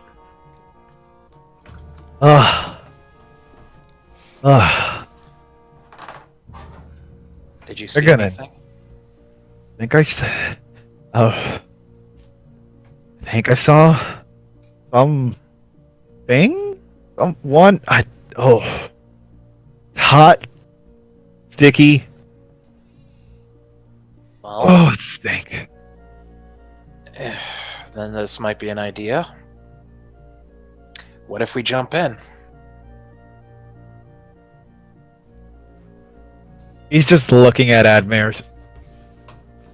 I can do that again and not require myself to speak to do it, so I shouldn't have to worry about breathing in any of that garbage.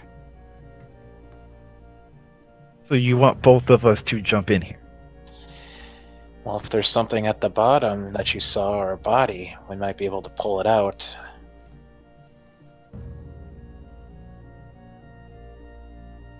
I'm gonna trust these shenanigans. I'm gonna trust you for this. You haven't let me down yet.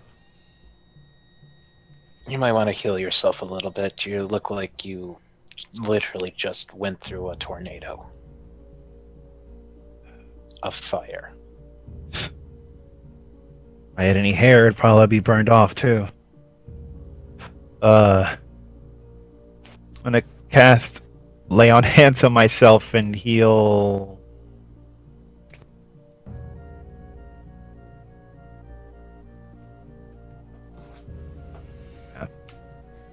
You took a total of what, 16 damage? I don't okay. remember. Alright, so Give me a second, I'll tell you. Okay.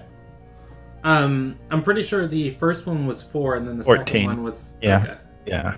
So I'm gonna heal myself back to full with 14 points of lay on hand. Alright. Then you're jumping back in?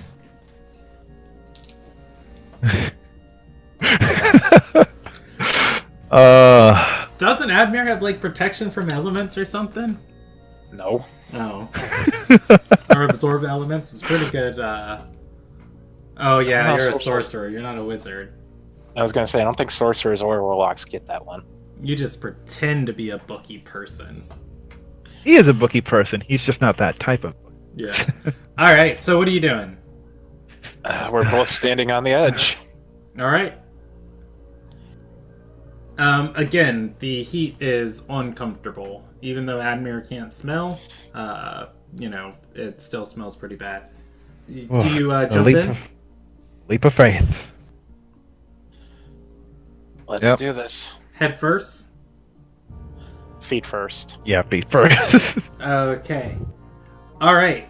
Hold hands as we do it.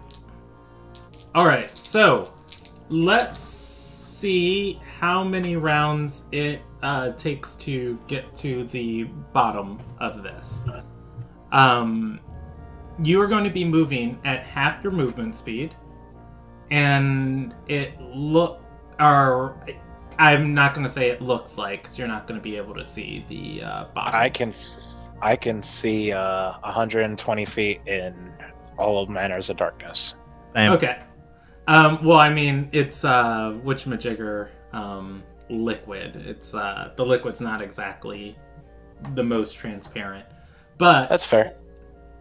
let's see. So it's 90 feet down, and you're moving at half your movement speed, so 15. So it's going to take 6 rounds to get to the bottom. Can we help propel ourselves, push ourselves, pull ourselves down? You can take the dash action and move 30 feet around, and that would move it to 3 rounds.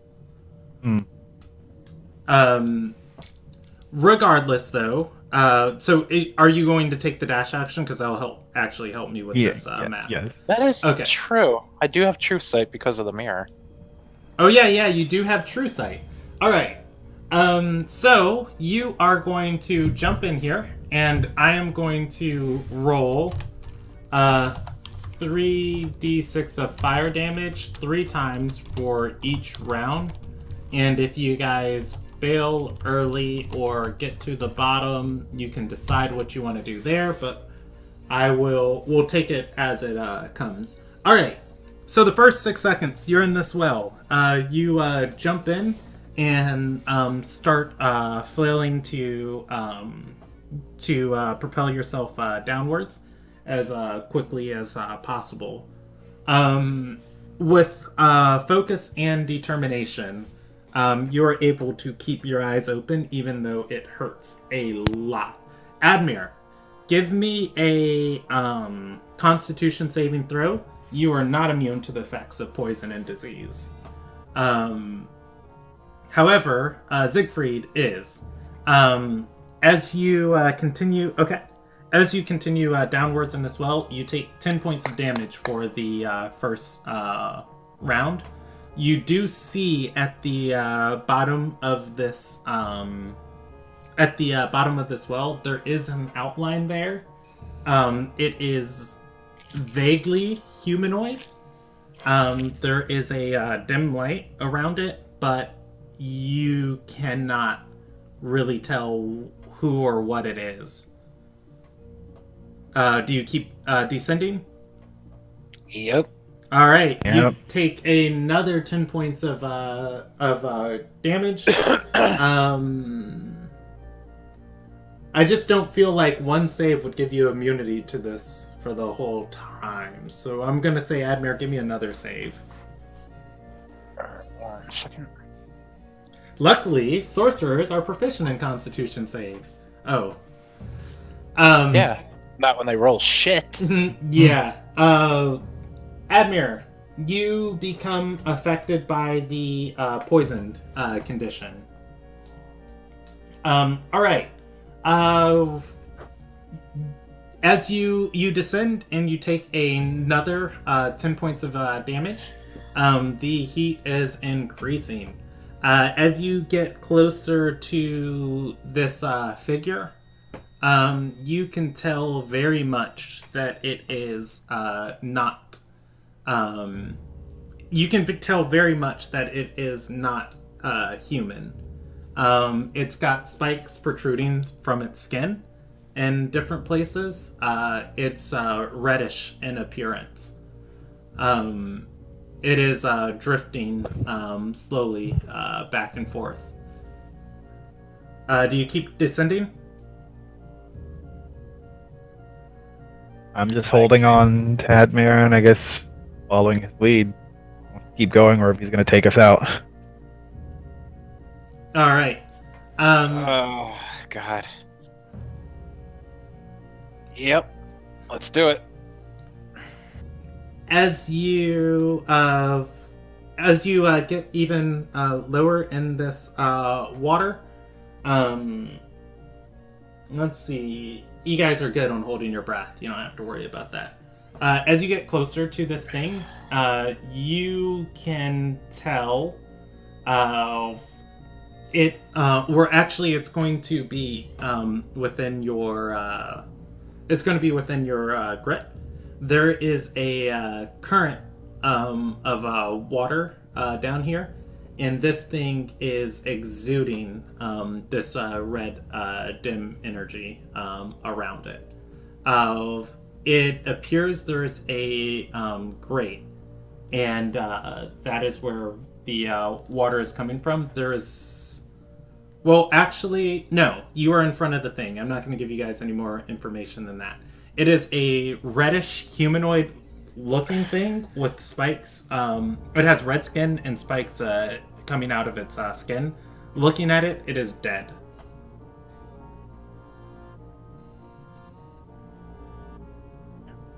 Okay. I'm going to... Oh, God, this is going to hurt. I'm going to reach down and grab it. Okay. That's another round you guys are taking down here, so I'm gonna... I rolled with my die, but I'll just roll here so we can see. Alright, so 4th round. You are grabbing it. You're gonna take 5 points of fire damage from the water. And I'm actually gonna rule that it's gonna start intensifying by a d6 each turn. Okay, you can place a hand on it. Its skin is very warm. Well, actually, you can't tell because your hand is burning. That's fair. Alright, then I'm gonna nod to Siegfried, and I will subtle spell Dimension Door us out of the well. Holy. When a creature is dead, it's considered an object, correct? Yeah, can't Dimension Door only Dimension Door medium-sized object, though? I don't think you can Dimension Door a cow carcass. Give me 1 second real quick to... Let me, I'll link this spell. You can bring objects as long as their weight doesn't exceed what you can carry. I'm going to rule this thing's weight exceeds what Admir can carry. Okay. I'm not going to say you cast that Dimension Door because, I'm going to let you make that decision. Admir is going to, tug on this thing, and the water helps because, it's, floating. But you are going to surmise that it is pretty hefty. Alright, then I'm going to look... So Siegfried's gonna grab grab a hold to the creature thing, body. Siegfried takes that 5 damage too, by the way. Will cast haste on us. Okay. Before you cast that, as you start swimming upwards, Siegfried, you are going to feel, or both of you are going to feel this thing stop. It tugs against you. Not consciously, it seems it's attached to something.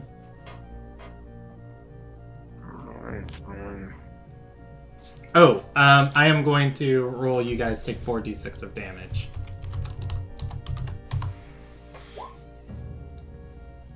Ooh.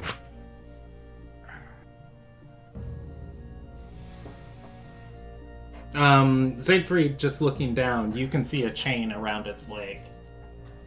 It is stuck in that grate. Mm,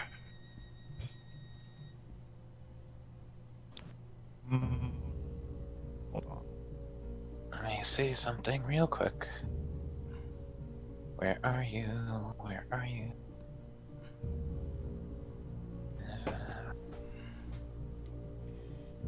Okay. How thick does the chain look? How thick does the chain look? Not terribly thick. But I will give Admir a free intelligence check.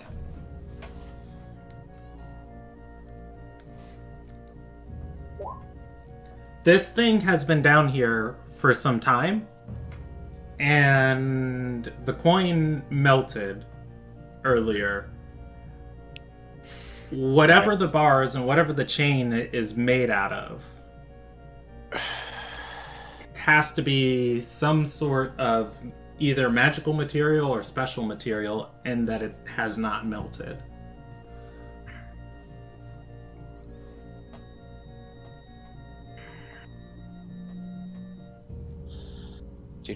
So it probably wouldn't be broken very easily. You don't know that. You just know it's strange that this thing hasn't melted. Okay, I'm going to subtle spell Eldritch Blast, 3 of them at the chain. All right, roll me it with disadvantage. 20. 20. 15. All right, 14. it's got a damage threshold of 5. Go for it. You have to deal. All 3 hit. You have to deal at least 5 damage before it takes damage. All right, the chain is going to dent. That is 1 round. If Siegfried wants to take an action, he can. Otherwise, I'm rolling another round. Just trying to tug the creature away from the chain since it's been broken. It has not hasn't been been broken. Oh, it's not. Okay. I guess I'll just try to tug on the creature, see if maybe that might have loosened it. Okay. Do you want to roll a athletics check of just like pressing your feet against the wall of the well and just like pulling against these chains? Let me try. Yeah. I am going to put it on the very hard scale. What's very hard? 25. Okay. Well, let's see. Or wait, I'm sorry. Above very hard. Okay, Nearly well, I wouldn't- impossible. 25. Okay, then I wouldn't make it then. Yeah. No, 25 is the check, but I just told you it's. Yeah, I told yeah, you the yeah. wrong thing. All right. Yeah. Can Siegfried I did- roll a 25? No, he can. I just didn't make it. Oh, okay. I didn't see what you rolled. Roll 23. Where did you roll it? Huh. Okay. It hasn't popped up for us. Yeah. All right. Siegfried, you guys take 21 points of damage. What are you doing? Oh, that's getting bad. I don't subtle spell, so I can't. Like, Alright, I'm gonna subtle spell. Again, 3 more Eldritch Blasts on the All chain. right. It's got a damage threshold of 5. You've dealt 5 points of damage to it. Hits. That's going to miss. And the last one hits. Roll damage for 2 of them. All right. It does. Your magic is blasting into this chain. Does not seem like it's coming undone. Siegfried, what are you doing? Alright, and I'm gonna burn a 3rd level to replenish some of my sorcery points. Okay. My bonus action. lay on hands isn't vocal, is it? No, it's an action. Okay. It doesn't take. Okay. I'm gonna touch Admir's shoulder and heal him for 20 points. Oh, I'm sorry.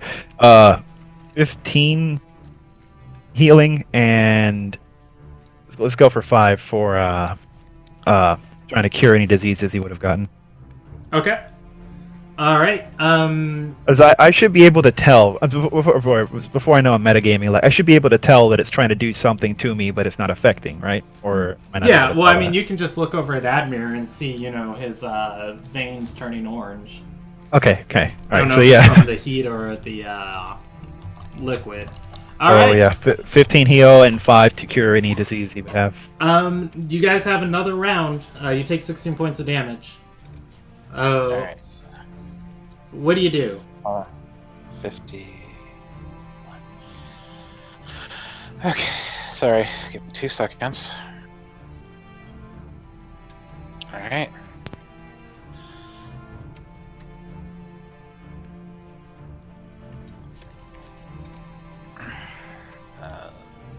What cantrips do I have? Make sure hold it up.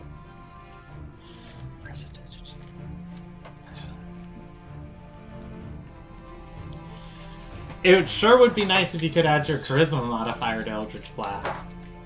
I can, I just don't have that evocation. Yeah, that's what I was saying. Like, if you had that evocation. It's my favorite one next to the pushing Eldritch Blast. Alright. Admir is incinerating down here. I'm going to... Go ahead.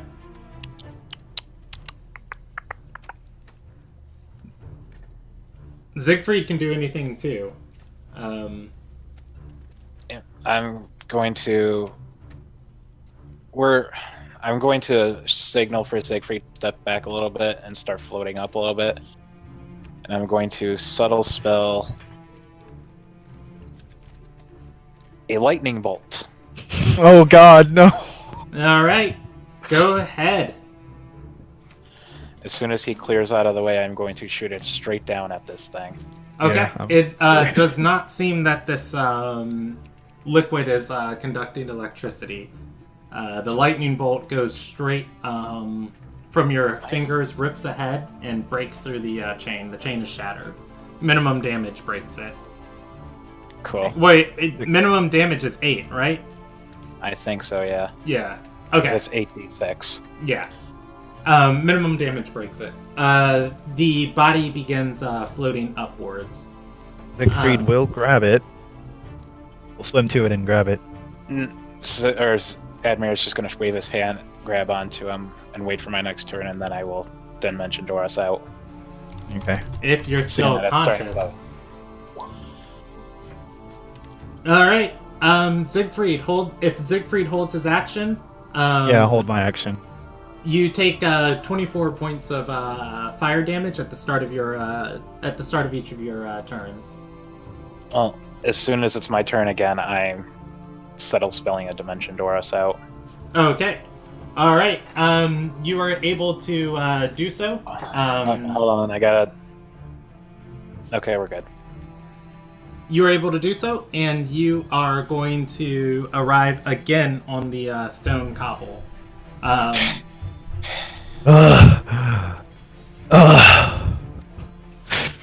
After a few moments of cooling off, eventually that spiked red body begins floating up to the surface of the water.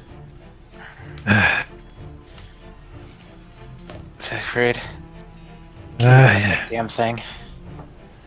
Go to it. Let's see if I can pull it out. The liquid is clinging to it. Roll me a contested athletics check against the well. Can I help or no? Yeah, you can help.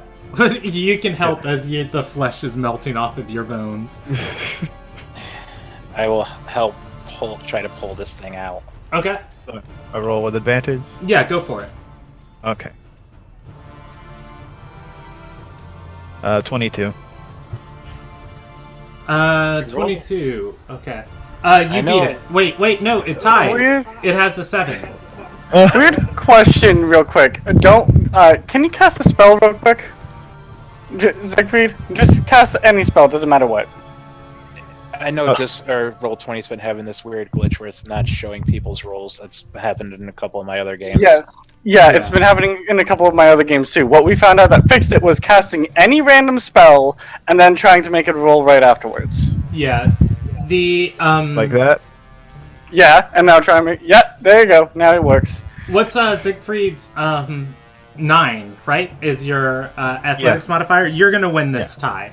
It goes in your favor, and you're going. Well, actually, you're the attacker, so anyways, it goes in your favor. You're gonna pull this body out. It falls to the cobblestone next to you. Siegfried, you don't have much experience with other dimensional beings or extra dimensional beings. I'm pretty sure you don't. But this is definitely some sort of demon, or not demon, some sort of devil.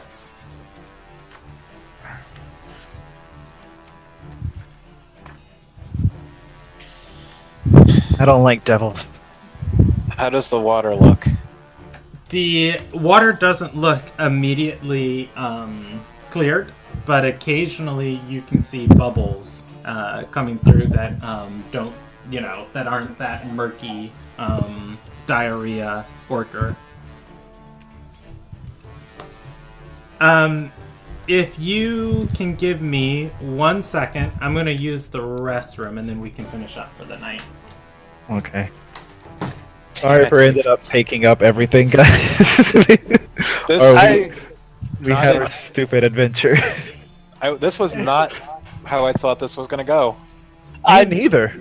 Same. Also, I'd like to, but yeah, normally fix that bug because I have a friend of mine who has that bug almost all the time. We figured out roll a random spell. Doesn't matter what spell you have. You just roll some spell and then try and make an ability check afterwards. Let me see what happens if I roll the ability check again.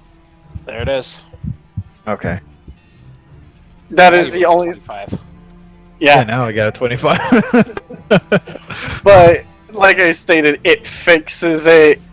If you notice it not showing up for everybody else, when you refresh the page, all the rolls that didn't show up on Roll20 but showed up for you will not show up for you again because it didn't save to it. It's a weird server thing, I believe. I'm not exactly sure what it is exactly, but I'm assuming that from coding. Alright. I had lost count of how much damage we've taken. Total? Yeah, I did as well. I was just surprised on A, how long this was taking, and B, and B, how difficult this was. Alright, I am back. I am sorry we took up so much time removing the carcass of the demon cow. It's fine. One of the agreements I feel that goes without stating is if you guys decide to split the party, it's like, it's not like I can handle every single person at the same time. Yeah. Right. And that's just the patience that comes with choosing. You could have used Bonvi here. Yeah, you really could have. There were several things you could have used one before. Well, again, I had the expectation everybody would be here, but I am also sorry this has taken long. This was pretty much the meat of the session I planned. Anyways, you are going to get the demon out. Did you discuss anything while I was gone? I told them on how to fix the bug where it wasn't showing up to Roll20, which, if you experience that bug in any other Roll20 game, roll a spell. For some reason, rolling a spell and then making an ability check fixes it. Weird. Alright. The body is going to be on the ground. Did Siegfried want to do anything with the body? No, he's just gonna look at Admir and say, "This is, I think it's the devil." Their corpses normally just stay. Can I roll a history check, see if I know anything of why this happened this way? Yes. Go ahead. Fuck! Oh my god. Yeah. That's bound to happen. You're I've been too rolling burned. 20. You've been Yeah, too burned. it's unusual. This no whole well and situation is unusual, which is probably why it's been corrupted and poisoning the town. So wait to clear out the murk faster, Siegfried. I don't want to take any more chances right now. Well, that's fair. I think we've done what we can. We can at least report this and let them do what they will.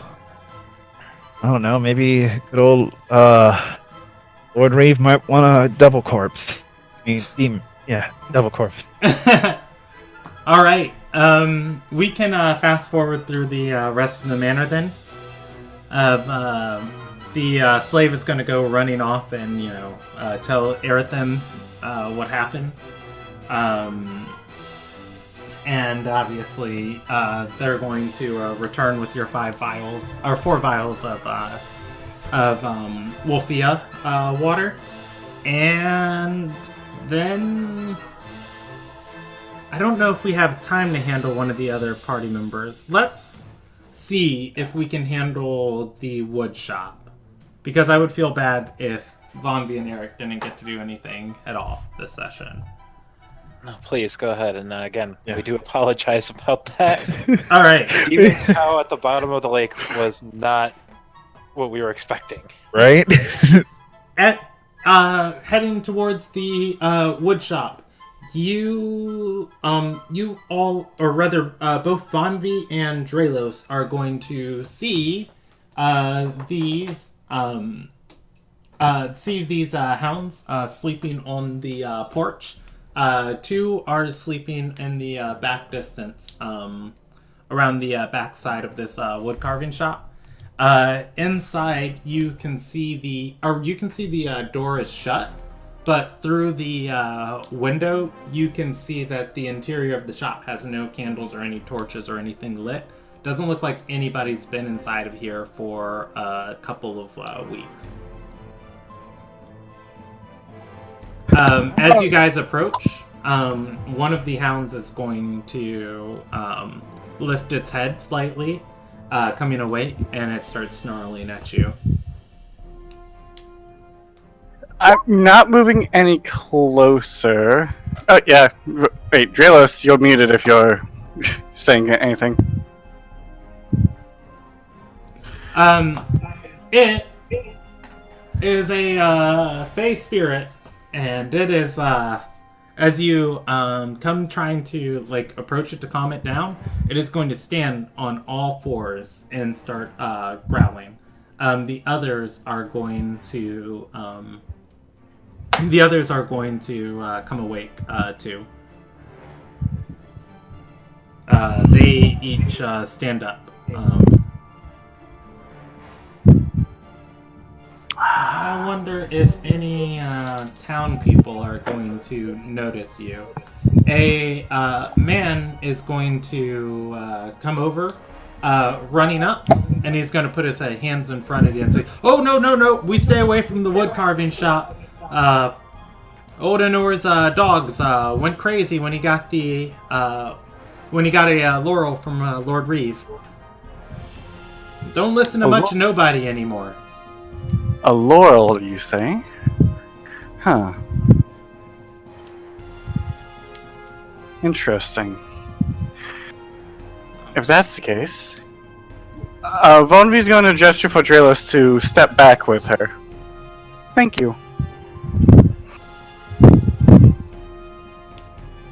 I can't hear you, Drelos, if you're talking.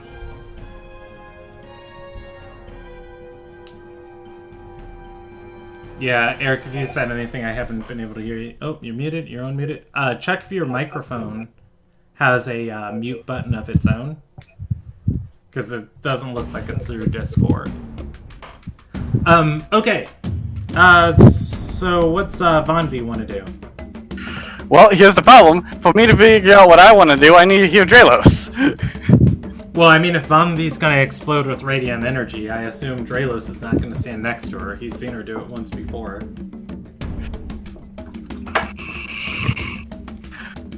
She wasn't planning on doing that.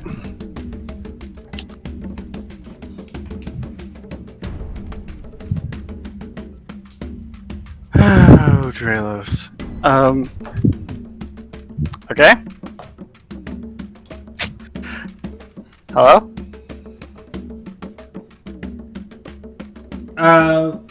So if we can't hear Eric, how about you explain your plan to Dralos, and then I will control Dralos to the best of my ability until Eric gets his mic working. He said 2 seconds. Oh, wait, his mic Hey, split can up. you hear me now? Yes. I can hear you now, yes. Yay! Okay. Dralos, you back up with me, correct? And away from the animals? And his mic stopped working. And I can can't. hear. Okay, can you hear me still? Yes. Yes. Okay, my headphones said powered off and it then screwed it up. So, alright. Backing up to me, literally backing up. Yes. With Vonvi. I have 2 ideas.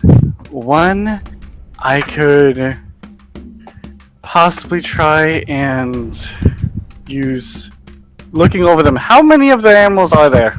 There are 4 on the porch. 3 have, or 2 walked around from back and have joined the snarling ones standing up. A ball of orange light has jumped off of the ceiling and formed into a wolf. Okay, so there are a total of 6 wolves? There's a total of 7. 7 wolves. I could possibly try and come up with a creature to kind of... One would make a big scene, but basically distract them while you get inside. Or the one that you might find a bit more enjoyable. That's leaving the location. Quote, putting in quotes with kind of tapping her brush. I like the idea of a distraction and sneaking with having such a high passive spell. I think if they're distracted, I could probably pull that off. Alright. Oh boy, this will be entertaining.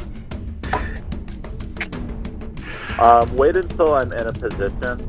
So I would like to maybe creep around the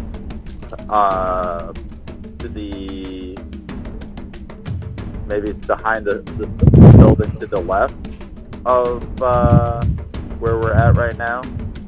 Okay. And then I think that would give me a better advantage for sneaking. Yeah, they continue to snarl at Vonby. As long as Vonby doesn't approach, they walk back towards the house. She is gonna move a bit closer and kind of try talking to them a little bit. To keep their attention. Yeah, keeping their attention. Kind of acting like I almost wanted mockingly a dumb person trying to be like, oh, come on, don't be such afraid. I'm not that much of. I'm not gonna hurt you or anything. Come on. Why don't you play nice? They start barking and howling. And how close is Vonby getting? Not close enough to keep their attention, but not close enough for them to immediately bite her. They start stepping forward again. They are slowly approaching you. They're moving forward about 10 feet around, of like warning you backwards. And I will rule you have 1 round before they're in round 2 to move their speed forward and attack you. At that point, Vonvi's trying to make a decent distraction, but not too much. I got some I guess hold on. I guess it's time I bring out some friends to play with you all as well. And let's see, how many can I summon? Alright, they are not stupid, by the way. You are aware they are Fey spirits. I know that. Okay, if you start casting a spell, they are going to dash forward. You are able to cast your spell, but do roll me initiative against them. I'm just gonna add 3 to each of those initiative rolls. They jump off the porch, dashing towards you. The man next to you is also going to roll initiative. He rolls a 3. He scampers, or he falls to the floor, just like Scooby-Doo, running, trying to get to his feet and running. I'm not gonna make that. Drelos, you see the wolves dash after Von V. I do a stealth before sprinting into the side. Go ahead and roll me a stealth check. I'm gonna give myself bardic inspiration. Oh wait, I can't on initiative. Yeah, I was gonna. You have to do it as a bonus action. It's ability check, and it's ability check. Initiative And is. do I have to do initiative too? If you want to move in the initiative round, you can. But Von V, I'm seeing 3 there. I think that's just. What's your dexterity? My dexterity is a 1. Okay, cool. I was gonna make sure you had your jack of all trades added to that. Yep. Okay. All right. So, yeah. Drelos dashes inside. Von V is engaged in combat. Why don't I guess go ahead, Eric, and give me an initiative check just to see. Alright, Von V's gonna move at the 12 count. Why do I always roll so shite on initiative? 1, 2, 3, 4, 5 of them are gonna move before Von V. Drelos has almost 1 initiative. 2 are going to move before Drelos. Alright, the 2 18s move before Drelos. I'm just going to run these as generic giant wolves out of the... I thought they were normal wolves, not giant wolves. No, these were huge hounds. I'm sorry if I did not describe that properly. Yeah, no, you just said a normal wolf, so... Yeah, these have been sitting on the porch. They have been not very polite things. Let's see. Where are these at? Well, this is where I die.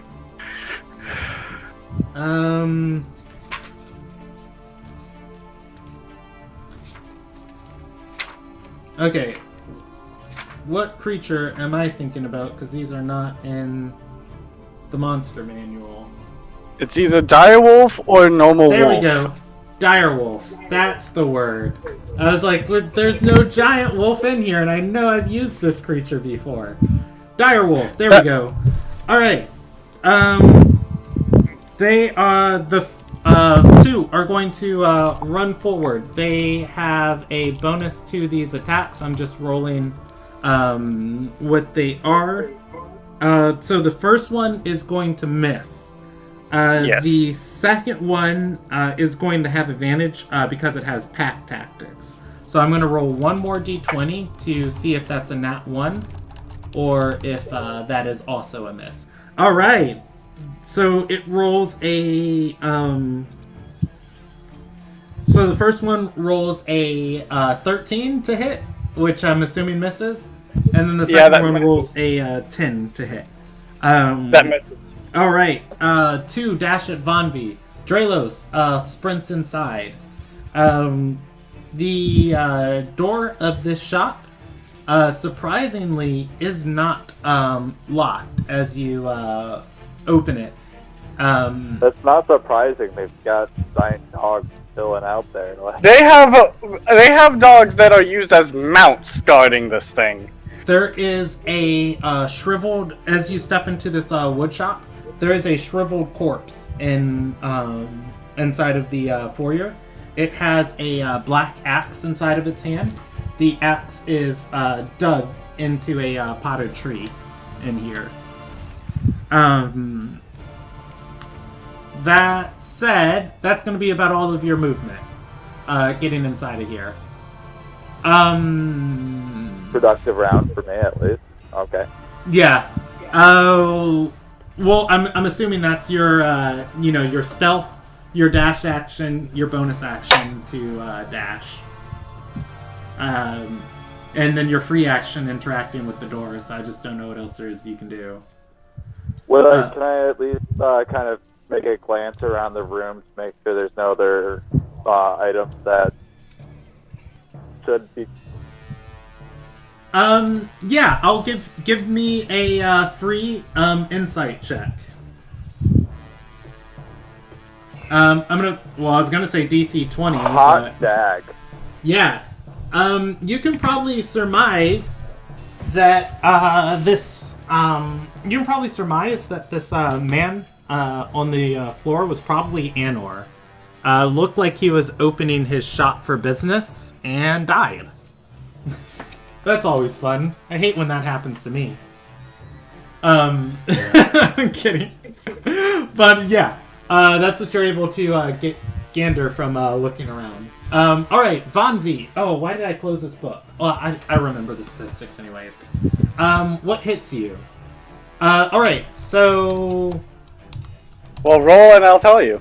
Yeah, let's see. You've got one attacking you. It has advantage. You've got That has... another attacking you. It has advantage. Or actually, I'm sorry, the first one doesn't. The second one... Oh, no, it has pack tactics. It doesn't need to draw a line through you. Alright. Yep. Another... and the last one is not going to be able to get near you. The first one that you rolled... The first one you rolled will... one of those will hit. The other one that you rolled does not hit. Okay, cool. Alright, so let's see. That one's taking its turn.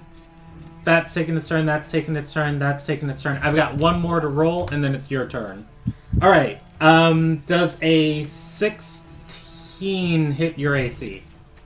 Yes, it does. Alright,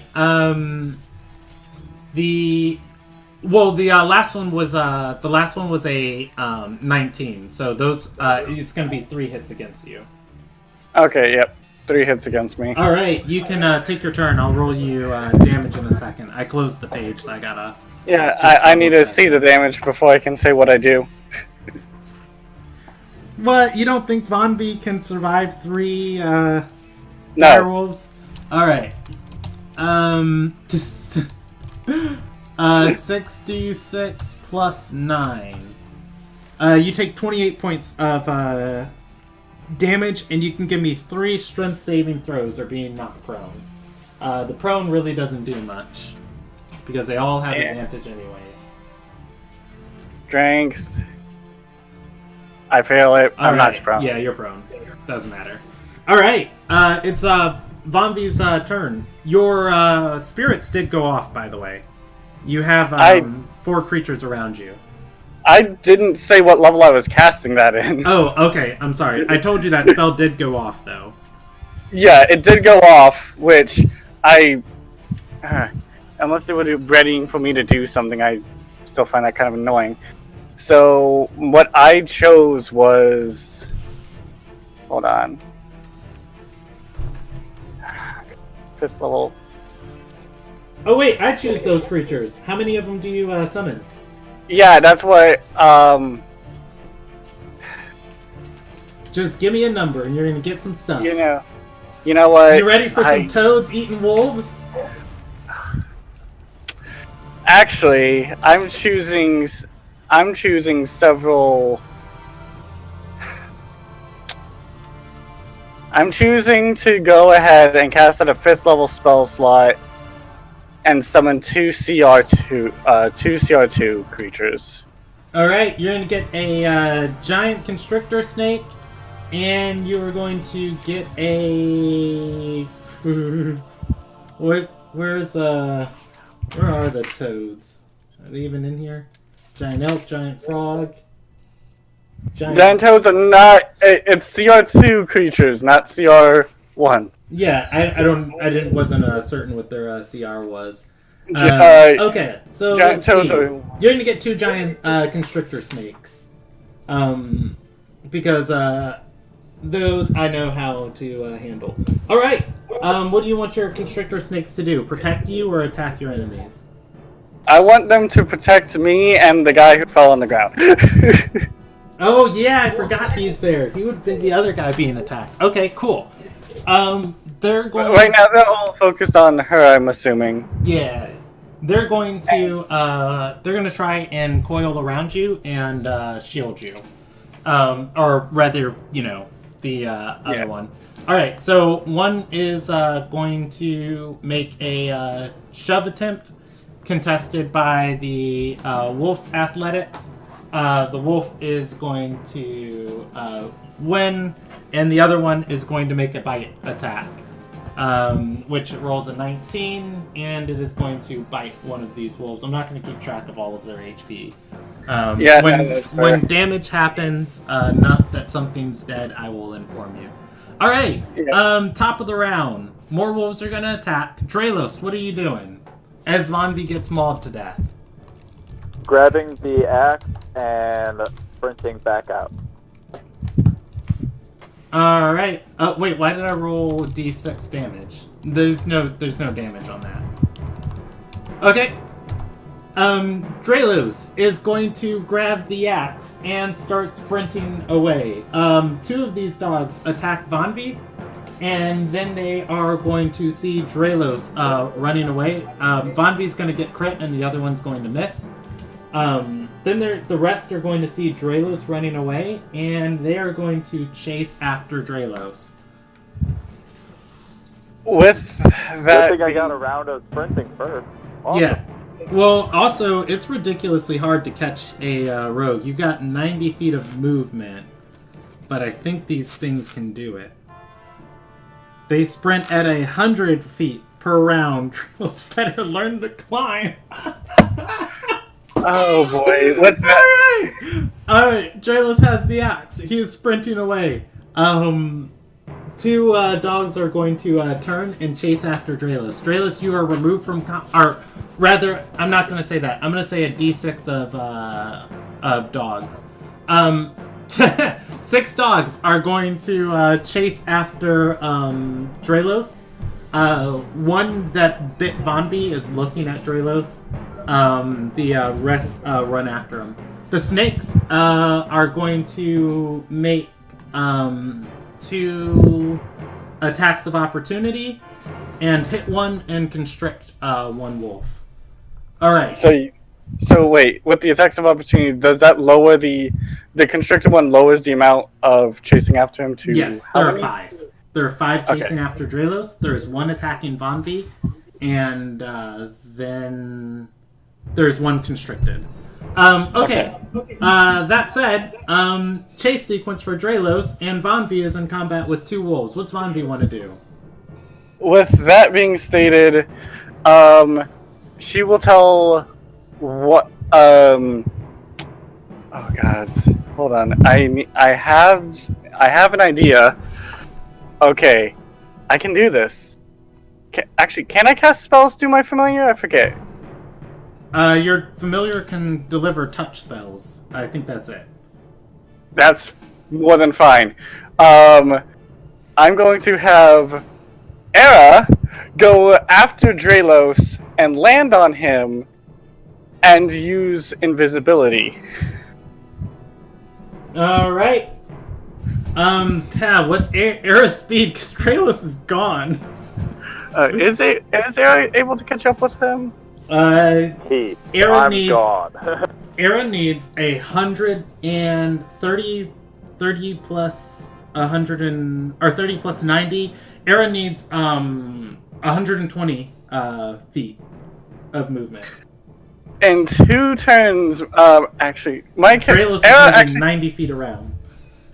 Era can move Funny thing is, Eric can move 100 feet per round if she dashes. All right.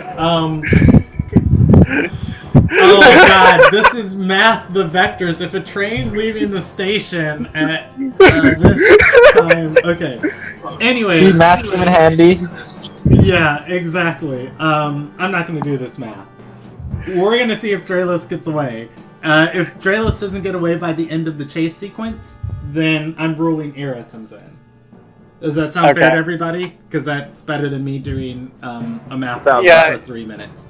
Okay, Draelos, you dash through the buildings, past the town square. Where do you want to go? What do you want to do? Roll me a d20 on a chase sequence. We're in a chase sequence, but you also still have the freedom to do whatever you want. I would like to run into a building and close the door behind me. All right. I'm actually not gonna make you roll. Actually, still roll me a d20 for the chase die for an urban encounter, and we'll see if it goes horrifically poorly for you. But I will rule you'll be able to do that. Let's see. The chase table is on. Man, it's been so long since I used this. 252. I used to have this programmed to memory. All right. Urban chase scene 13. No complication. Draelos, you are going to run into a building, and I'm going to actually rule this one. It is a nice townhome that towers over the street, and it has there's one base floor of it, and then there's an arch that goes over the street, and then another base floor of it, and then a walkway, or rather a second story that links both of the buildings. And you're going to run into the base floor of one of these and just shut the door. A percentage die, 75%. You are going to find enough stuff to barricade the door. These wolves, however, are going to come. They pound against the door once, and then they start settling around it. You can see out of the windows. They, just watching them for a few minutes, they are going to, just, sniff around the property, and then lay down and go to sleep. That said... If I have an intelligence check, could I possibly see if they're drawn to the axe specifically, or if there's something else there? Are they following me or the axe? Give me an Arcana check. Thank you.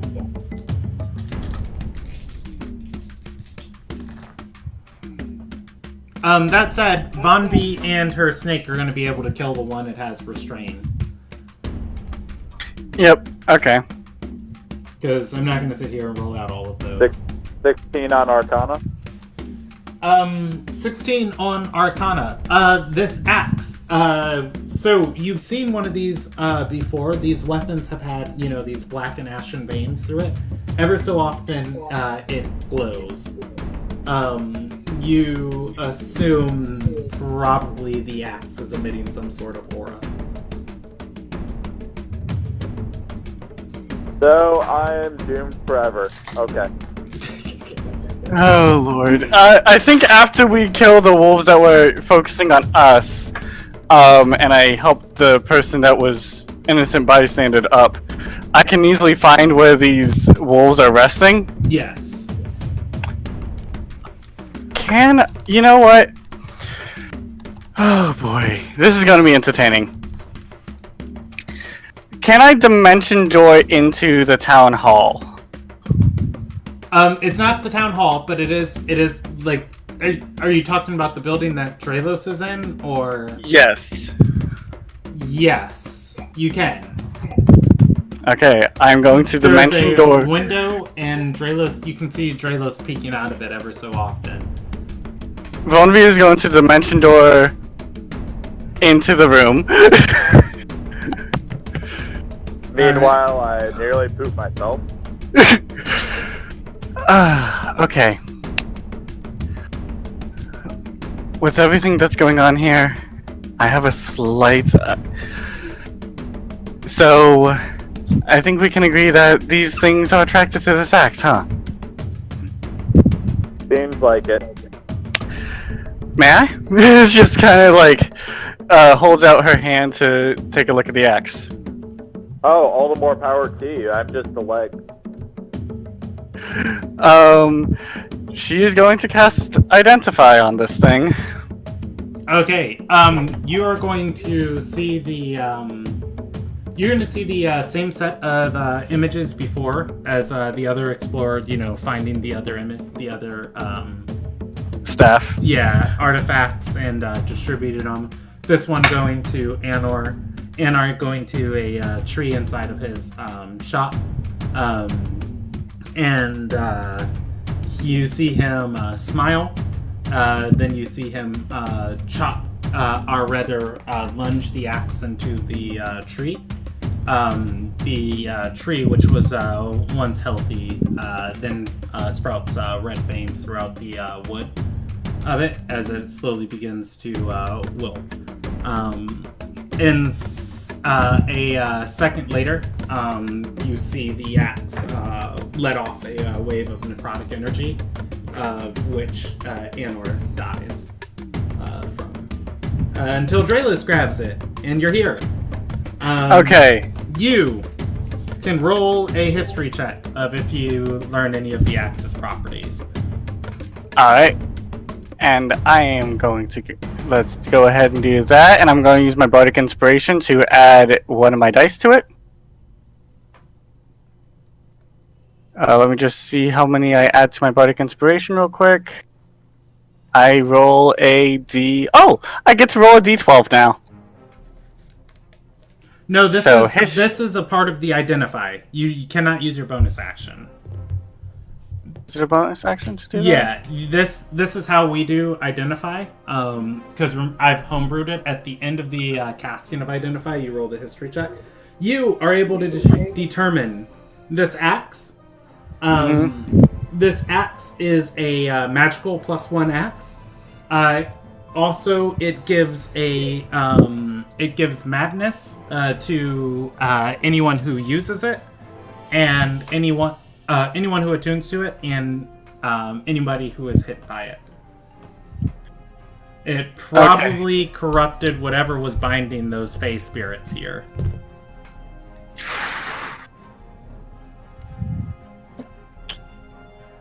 This thing makes anything that gets hit by it and whoever uses it mad. I'm good on that. I don't really want. I don't want it. Meaning, We should I still think take that... Wasn't there a tree that this guy hit? Mm-hmm. Could I discern that the tree might have been being used to keep the Fey spirits here? Likely. I'm not gonna make you roll anything for that.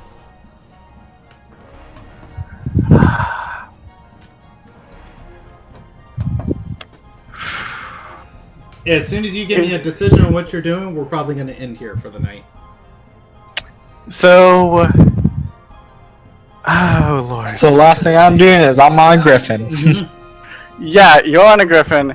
Von V is going to... I don't have a way to massively dispel madness. You can dispel magical items. That's true. I'm going to... That's the problem, though, with on how this thing works. It might not... It might backfire and kill me. Sometimes risks are meant to be taken. You know what? You're right on this. And she's going to tell Raylos, get as far back as possible. Done and done. She's going to use Dispel Magic on the axe. All right. You are going to be able to dispel the axe. The magic feeling it dissipates. The spirits outside. You are going to see the wolves turn into light and slowly fade away. my God. Said, Vonvi is aware dispel magic is temporary. Its magic will turn back on in 4 hours. Right. Time to dip. Let's get out of here. 4 hours. We need to find. We have 4 hours. We need to find Dila. All right, we are going to stop there for the night. You guys found out what was plaguing the well. Major experience. You collected potentially 2 more magical items, because Neon's isn't going to be hard either. But I guess I'll give minor. Well, also, though, those wolves could have 1 round probably killed Vonvi. I'll give you guys major experience for that. I'm going to divide the combat experience of that dire wolf. It was worth 200. That you killed. And then Olivia is in this region hunting a demon amulet to control a demon. I'm going to give you guys major for that. And anything else major happened tonight? Oh, I'll give you guys minor experience for something if you can guess what it is. Is it the Ruby Alliance moving lots of rubies? No. Caravan? Was It it? was a very subtle thing that happened. Would it be Von V trying to help make sure that the innocent bystander was okay before helping Draylo? No, I will give you inspiration for that. Oh, thank you. But I'll do that at the end of the session. How about the Lord Servant being around for so long and having screwed things up? I blame him. That servant you mean that servant just watching me and Admir and this steam bubbles come up occasionally? Yeah. I was gonna say, if that was the case, I was gonna say with the Lord of him deliberately wanting to help deal with that he has a demon problem that he knows about. It's not a demon problem. He wants to control the devil demon. problem. Yeah. I guess Anyways, the question is, Brandon, which group did it happen to? Group B. I'm kidding. Word. But no. I'll talk to you guys about it later. So 4,500 plus 200 divided by 5 is going to be... I don't know. 40? What'd you say now? 40. Yeah. Okay. So 4,540, but that's not it. 4,540 plus 750. 4,540 plus 750 is a total of 5,290 experience for tonight. 5,290. All right, and your next session is on the 8th of November. Hopefully, or I'm sorry, the 9th of November. Hopefully, we can get out of Larenstar Stead, and we'll see where your guys' campaign goes from there. And thank you everybody tonight for the patience. That was the final boss.